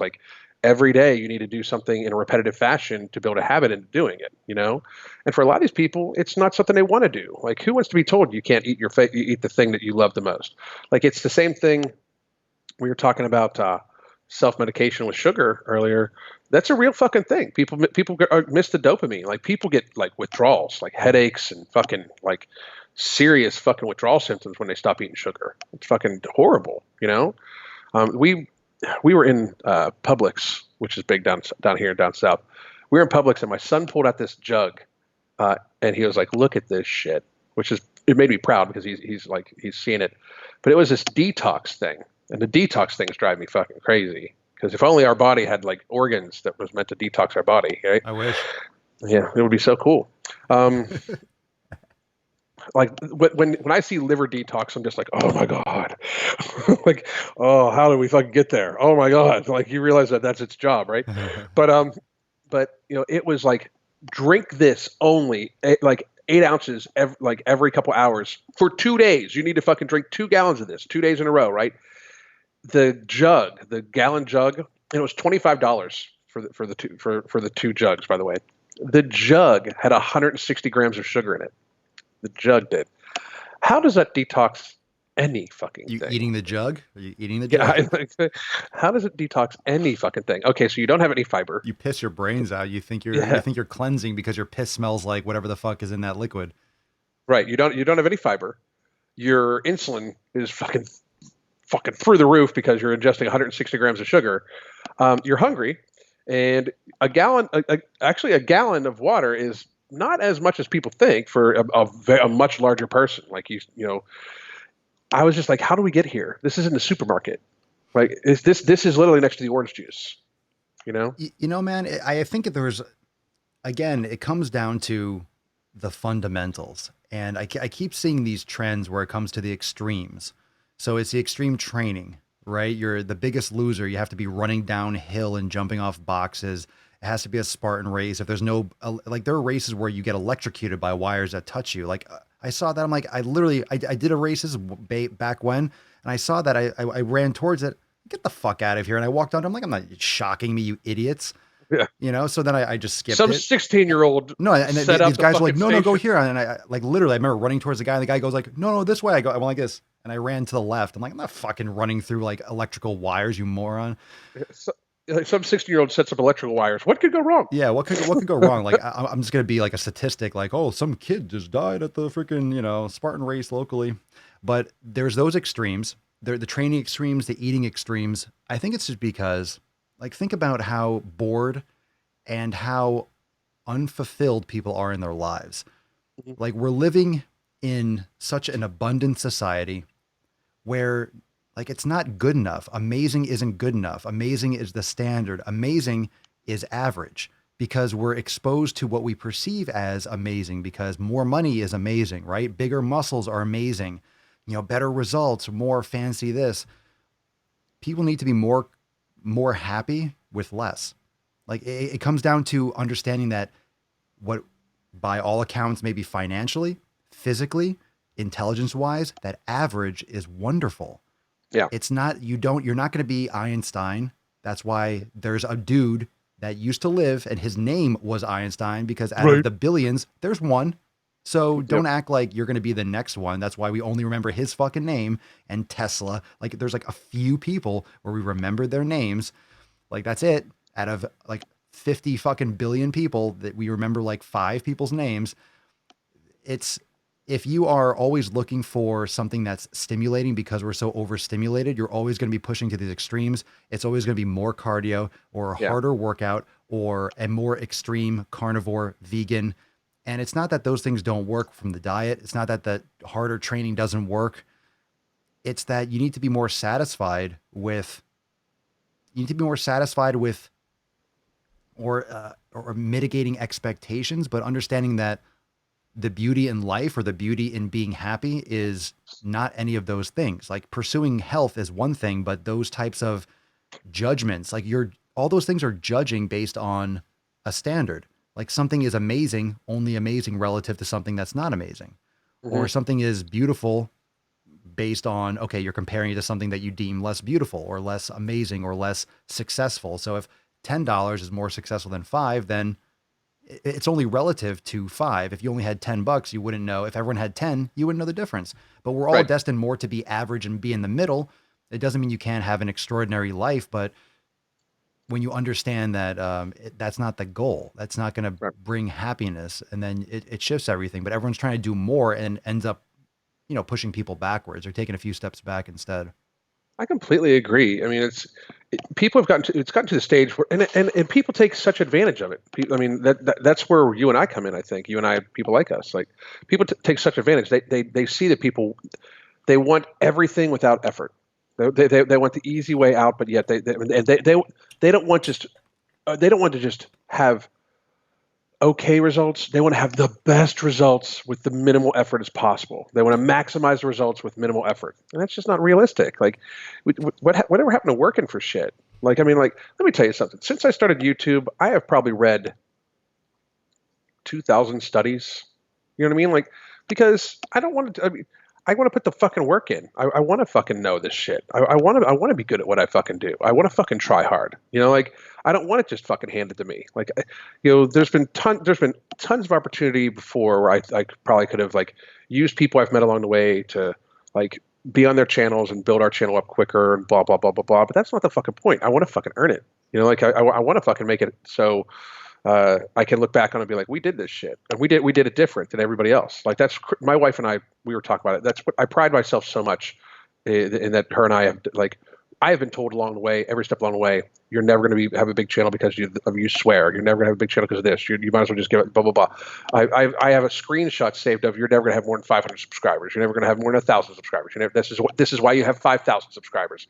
This is why this. This is why this. This is why this. Blah blah blah. The whole fucking way. And I fucking pride myself in, being able to give all those people the middle finger. I fucking love that shit. You're never gonna have 19,000 subscribers on Instagram. Fuck yeah, I would. You're stuck at 18, bro, for life. Yeah, and I would love to fucking meet him. Like, and this is no shit. Like, this is another thing I think that like fucks people up. Like, I would meet anybody whose name is coming out of my mouth. Anybody. Because first of all, we're adults. We can have a fucking discussion. It's not like I'm like, people are like, oh, would you fight him? Like, are you fucking kidding me? Yeah, it goes to like a boxing match. It's like, someone said that to me in the comments. I'm like, I'm not going to box anyone. What the fuck are you talking about? I own 3 corporations. If he comes at me, I'm going to defend myself. But I'm not going to fucking fight nobody. Are you fucking kidding me? Like, I don't have a lawyer that fucking strong. Like I got shit to lose, motherfuckers. There's no fucking somebody breaks in my house, they're in big trouble. Not because I'm gonna beat them up, but they're in big trouble. Because it's America. But let's be fucking real. Like, people are fucking crazy. But I'd love to meet him. I'd love to meet him and have a conversation with him. I absolutely would. I hope he takes me up on, because I issued a challenge for any of them to fucking have a live conversation with me. Because I would love it. Like, they won't. I made that video knowing that they won't, because they can't defend themselves against facts. You've done that many times, and no one. Wait, has anyone taken up the doc? The fact that we have a doctor. That one, right? And I like him. He's fine, but like, you're a fucking doctor, and I made you look. I kind of clowned him, on multiple occasions. He's talking. I'm like, well, do you believe in the science of it? Because he was talking about how. Remember, for a while, the UK did that. They did that thing where they were showing like obesity on a pack of cigarettes, basically, and because they linked it to 13 different types of cancer more than cigarettes, right? Yeah. And people were all pissed off about it, and he was like, that is weight stigma and everything like that. I'm like, is it? I was like, do you believe in the science of it? He was like, well, of course, because that's just science. I'm like, so it's true. He was like, yes, but the advertisement was distasteful. So fucking what? It's true. That's that's facts and feelings. Yeah, like my point was, it's like, so I would just have him admit to the facts, because he's a doctor, he's a scientist. I was like, do people's knees wear out faster if they carry more weight? Well, yes, that's just science. So they're not healthy. Where do you think the line is? And here's something I've been thinking about for a while, because obviously, when we talk about those things, it's very, I wouldn't say it's easy, but it's one way to go for the studies. But how do you feel in any way that actually trying to go after and find studies and always default to the studies? I know it's obviously science matters. The only reason why we're here today is because of our innovations and everything. But I think when you always try to go for the studies, it also backs you into a corner, because you don't necessarily have the depth of this. Like, there's always a flaw. There's always a flaw with, even if you just say something, obviously it's just your opinion, you have to back it up. But then when you try to back it up, you can back it up, but then there's always like a flaw. Like, oh, the sample size isn't big enough, or there's only one study, and they're all true. They're all valid. So we were talking about that earlier. Really backed up with studies. It's like, come on, man, look at everyone. Everyone's fucking dying. Everyone's obese. Yeah. You can't move. And what pisses me off a lot is forget the fucking diabetes, forget the heart disease, forget all that shit. If you can't fucking move, you're gonna get depressed and die. Yeah. People don't understand that. They haven't been around old people and realize once you break your hip, or once you fall, or when you lose your independence, like you got like the clock starts ticking. Like, you turn over that, a year, like 6 months, 2 years. When you can't wipe your own butt, you're done. Yeah. I hear what you're saying. I try to depend on more like just fact. Like, instead of being like we were talking about the cancer study, and that was like a meta. It was like a meta analysis. Like so it's introducing fact that it's just more. But that was one of the conversations I was having. I try to talk about like just established fact. Like that's why I always go back to the gravity thing. Okay, like Well, scientists don't really know what gravity is, Alan. Yeah. It's just a theory. So but I know it. I know it fucking works. I was gonna propose this thing to somebody, like for the box jump thing. So you have a morbidly obese person jumping down. Like you say, you have a 140-pound woman jumping off of a box, and there's the sheer stress on her knees, right? Like, and just say she lands straight-legged one time. Okay, that's pretty bad because then it's bone on bone, and cartilage is only like that fucking thin, right? It's like that fucking thin, and it's not that much. So it's bone on bone. Boom, right? So now let's just take your foot and let's put a little like a piece of rubber that would simulate the cartilage. Now let's drop, a 30-pound weight on it and see how it feels. Probably going to suck. Okay. But you just end up with a bruise or something like that. Just like that 140-pound woman who jumps down and she probably bruises a bone or something like that. Right. Right. Let's drop 140 pounds on that motherfucker. Let's drop a 140-pound stone with that little bit of cartilage on there on top of your foot. And let's see you walk after that. So if that's the difference. Like gravity actually works because while it doesn't fall at a faster pace, the mass means it hits harder. So it's the same thing. Like, if these folk don't think that actually weight impacts joints, it's where do you go from there? Like, you can't tell me I'm not healthy. I can see you. Like it's the same thing. I've talked about it before. Like even the world's strongest men, they're not healthy. But guess what? None of them are trying to say they are. Like none of them are trying to say they are. I have never heard Eddie Hall be like, "Yeah, I'm healthy." They say the exact opposite. Looking a certain way, and that's the thing about longevity. It's like we don't know. Anyone that's 30, 40, 50 that's talking about do these things for longevity, there are certain things that will moving more, exercising more, eating, making better choices, meditating, practicing yoga. That's going to keep you, come on, we know that. That's going to keep you more mobile and give you a better potential. Doesn't mean you're going to live to 120. We don't know. We'll find out, Right. But then that's, and then it comes down to studying people for 60, 70 years. So we're not going to have any of this information unless we do controlled studies over the course of the next several hundred years. Because we need to follow people through there. And there's so many variables. So just to look at someone and be like, well, that person's training this way. They're trying to be the world's strongest man, not the world's healthiest man. Right. When it's like, what's the goal? And that comes down to training. People are doing things just for arbitrary reasons. Oh, CrossFit's popular. I want to lose weight. My friend was telling me I should try CrossFit. That's just so fundamentally backwards, twisted, doesn't make any sense. That's not the first step in, can you be successful doing that? You can, but I would be very hesitant to find a quality place like you were talking about. Some people are very good at what they do, even in these industries where it's a hot mess. There are people that are fitness professionals in this fitness industry. And like you said, I like to stay on the fringe. I hate calling it, I don't want to be associated with these fucktards because it's a hot mess. And in fitness, there's like 30 different little segmentations. There's the people that go to these conventions at the Olympia and stuff. And there's that supplement that, that whirlwind, bullshit, superficial layer. And then there's like the YouTube fitness and there's all these little different segmentations, intuitive eating, body positive, like it's all these little factions. Yeah. But what's your goal? What are you trying to accomplish? And like, stop trying to follow other people, just what someone else does based on their individualization and their hard work, which is why you shouldn't eat what you eat or what I eat just arbitrarily. It's like you need to be doing things that you could be consistent with, that you're building habits on slowly, small, incrementally, and then locking it down. You just try a new diet or try a new workout program. That's what it's going to be. You're going to do that for a little bit and then you're going to fall off because it's not yours. You didn't build anything. You didn't create something around what you can actually execute on a consistent basis. Right. I mean, that's the thing. Like it's day after day. Like that's when the fuckhead cut like every damn day fitness. As if working out. Screen name. What the fuck are you talking about, bro? It's your screen name. It's your business. Talk about not understanding fitness at all. I mean, like fitness is not working out. Like it's so like I was and this is no shit. I openly laughed. Like read his comment, and I opened it up. I checked to make sure it was not a troll account. That's how dumb I thought the fucking message was. I thought maybe it was like somebody made an account of his and wanted to interact with me, and just to be like cause an argument and see if they could get me to say something as if it was the real person. Looks like you wrote that after taking like 4 Ambien or something. Like it was right. Like it was shockingly like it wasn't even not that's out of character because I don't know him. But it's like, bro, you're at that level and you're gonna just respond like that in a DM with that kind of shitty. It wasn't thought out, or I don't know. I just it's so weird. Well, here's my thing. If somebody says something to me about me or something like that, to the point, like, and I do not pay attention to that shit because why bother?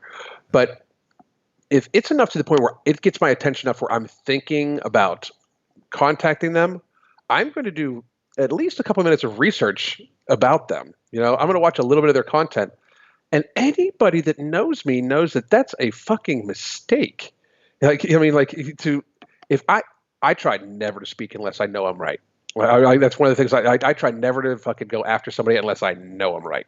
Like, I know the shit he's doing is stupid. I know it. Like, it's not like I say it's my opinion, but it's not. I know it's not fucking, like, just like you said in your video, that is like trainer 101 basic shit that anybody, people that aren't even trainers with common sense should know that. Like, there were so many people in the comments section saying, like, I don't know shit about fitness. I just know I'm not, I'm 220 pounds. I'm not jumping off shit. But you would think he would do 2 minutes of research to be like, yeah, maybe interacting with this guy would be dumb. You'd think, or click on your profile for a second and see like what you post. Like, hey, you would see it pretty quickly.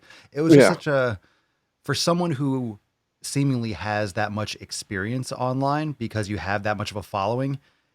It's, again, maybe that's consistent because it's first grade personal training and it's first grade social media. Like, they're not used to getting questioned. None of them. None of the old school guard is that's why they get so butthurt. They're not used to being questioned at all. Gymshark and the whole everyone sucking their dick all the time. Yeah, they're not used to being questioned at all by anybody. And to the point where, like, I mean, you saw it. Like, he was acting like, "How dare you talk to me like that? Like, who the fuck you think you are, bitch?" That was the same attitude because you're on the cover of a magazine and now you're untouchable. The fuck out of here. I mean, who the fuck do you think you are? I'll say whatever the fuck I want to you. Yeah. I will say whatever the fuck I want to you. Like, especially when you're doing this stupid shit, like, but it was really like, the best advice I can give you is that, you can shut the fuck up, child. Like, the more condescending, like, and I knew, my wife knows me so well. She read it. She was like, "Oh, he's in for a bad day." Like, because I'm the fucking Rottweiler in the yard, motherfucker. Like, I mean, like, for real. Like, this motherfucker's an umbrella drink, and I'm a fucking shot of whiskey. You better buckle the fuck up because it's a very different experience about to happen now. I just because when I'm right, I know I'm not going to give the fuck up. And I really like. They have to be cringing about publishing more of these episodes. Like, they have to be. I mean, are they getting torn up on their actual videos, like on their page? I haven't followed like their actual accounts and stuff. On their YouTube, for a while, the USA Network was posting full episodes on their YouTube. They did that with the first 2, and then they stopped. Yeah. And then they stopped. Then they put it. Then it's only on the website now, and you can't comment on Disable comments. Yeah. Classy when you can't one-sided conversation when they know they're doing something wrong. It's just it's just shocking that, I mean, obviously these people sign their lives away to be on the show, but it's shocking how they can actually do that. But I guess it's the same thing like doing, I don't know. You can make so many arguments for like what the equivalent is. It's just like when you're obese, we see it as much more imminent. Mm-hmm. We see because we know how fast time goes. We know the trends. We've seen it in person. We've seen people really, fall because of these issues, like fall, just health wise. And it's different than someone doing like a skydiving where like, they can hit the ground and die. Like, this is acceptable. Mm-hmm. The binge eating, the mukbangs, this is all acceptable in a society. Like, you don't see people doing heroin on YouTube videos. That's an epidemic, but But again, we also shove that under the rug in this country because the pharmaceutical companies, like, they don't want, no, that's what they're making their money off of. Addicts. No shit. They're making their money off that shit. So you don't hear about that on every turn. It destroys communities, but you don't hear about heroin, but sugar is everywhere. You know, have you seen that? I covered this on the podcast. I think it was yesterday, the day before. Have you seen that shit about Burger King? That Burger King is now, they made an ad where it showed their burger rotting. It showed mold. It rots now? Because now they say they're no preservatives. So now the advertisement was showing their Whopper with mold all over. That's an advertising for a promotion. Think about how bad that is. My wife points shit like that all the time. Like we'll be walking in the grocery store and it's like, now with all natural cheese. Like she was like, what the fuck was it before? Bro, the ad, look it up. The ad shows a time lapse of 28 days showing mold growing a Whopper as a promotion for the Whopper. I don't want to eat your moldy Whopper. Now I'm like more pissed off. I mean, I was already not eating it, but it's like, you're literally telling people, hey, we've been literally on purpose, like giving you all this garbage to make it not, but now we're not. So, hey, keep eating here because we take care of your health. That's insane. What the fuck are you talking about, fucking bro? Insane. We've been killing you all these years, but hey, now we're going to kill you a little bit less. We're still going to give you shit food, but we're just not going to put the extra chemicals in it that make it not rot for 10 years. This is what you've been feeding your children. Yep. You know? Yeah. I mean, like it's so fucking devoid of common sense. But it just is. But they're only rolling it out in select markets for now. So it'll be another year until it's nationwide. So not everybody can take that. We'll poison you until then. Yeah, I mean, I don't, because I mean, I don't know how many like food addicts you deal with clientele. Most of mine have like issues with food, obviously, right? Fast food is like a fucking drug to people. It's like, and it's such a fucking, it's so readily available. We have people that binge 5,000 calories in a sitting, and like, because they once they give into it, once they're in the drive-through line, it's like the process they go through is crazy. They get like 2 bacon double ranch burgers and fucking an extra large shake and an extra large Coke to wash it down with and an extra large fry. Like people like, and it's like, well, I got 2 sandwiches and a drink. Like, yeah, but it was 4,000 calories, you know, like that you just sat there and smashed in your car. Like, I mean, you expended no energy at all to earn this food. You sat at a desk all day. You woke up, got dressed. The most standing you've done was probably in the shower. You then, went to work, drove, sat down at a desk for 10 hours, 8 hours, whatever. Probably ate like shit there too. Now you're stressed out because you had to stay late for work. So then you drive through a drive-through. You eat this crap food that makes you feel so lethargic that you go home and lay down because you feel full. Like people don't realize that they've stood up for less than an hour a day. Like they've actually been physically active for less than an hour a day in any way. And I'm not talking physically active. I'm talking physically active like they've done more than sit or lay down. And that is a very realistic day for people. And that's fucking scary. I mean, it really is. Like it's easy for like, what's easy for us is that all like we point out this shit and people are like, holy shit, I hadn't thought about that. Like that's the fucking problem. Like I pointed this out before, like fitness and the state of health and wellness and fitness, the fitness industry, and then the blowback with fat acceptance. There is so much ridiculous bullshit that a fucking middle-aged dude who's bald, snaggletooth, with fucking crow's feet eyes, all sorts of shit, who like started off as obese, has a fucking voice in fitness. That's fucking crazy when you think about it. With like for people to listen to me, I swear every other word. For people to listen to me, that is more like I don't think I'm not entertaining, you know, and I think I've got a pretty quick wit, but for me to have any type of voice at all shows you how fucked up shit is. Well, it shows, but look at people like Steve, look at people like Tess Holiday. It goes both ways. And, you know, this is what people need. People need to see the quote average people that aren't afraid to speak up. And that's what it is. Like, you say that about yourself, but it's obviously quite the opposite, which is why your channel has grown. And that's what's important, because the transparency of what the situation actually is, and the fact that a lot of people, and it doesn't matter if everyone has a cell phone or it's only a few corporations, the cream's going to rise to the top. People that need to be heard will be heard. People are going to gather in a public forum for someone to speak out, you know, in public. People are going to watch and come to your videos. we need more of, people like you, myself, Michelle, John, James. Like, we need people speaking because people take free speech, or which we say it's free speech, but obviously there's a lot of pushback based around what you fucking say. And, from a different standpoint, a lot of what I say, I know a lot of what you say, is to make sure that freedom of speech is exercised and people don't forget that we should be able to say these things in this way. And if it rubs people the wrong way, I don't like how you're swearing. It's like, well, you don't have to listen, but you better be very, very thankful that I'm able to do it. I mean, I had somebody recently tell me that I wasn't allowed to use the hashtag fat acceptance. You're not allowed to use that. You're not allowed to eat food anymore then. Come stop me. Yeah. I like, it's so fucking like, you're not allowed. Get the fuck out of here. I'll do whatever I want. You're up, you're damaging people that might go to that hashtag and blah, blah, blah. Like, so they need to live in a fucking vacuum. That's not freedom. Like, I mean, that's not freedom. So, hey man, I'm checking the time though. Holy fuck, dude. Me and you, like, we fucking crush, man. Seriously, like, what we need to do is get together one night and have beers and do the live. Let's do it, man. Well, you should come hang out. We got the pool. Fucking, we can sit around. You can have your nips out. I'm down. We're both busy as shit, but we'll make it happen. Yeah, dude. We'll make it happen for sure.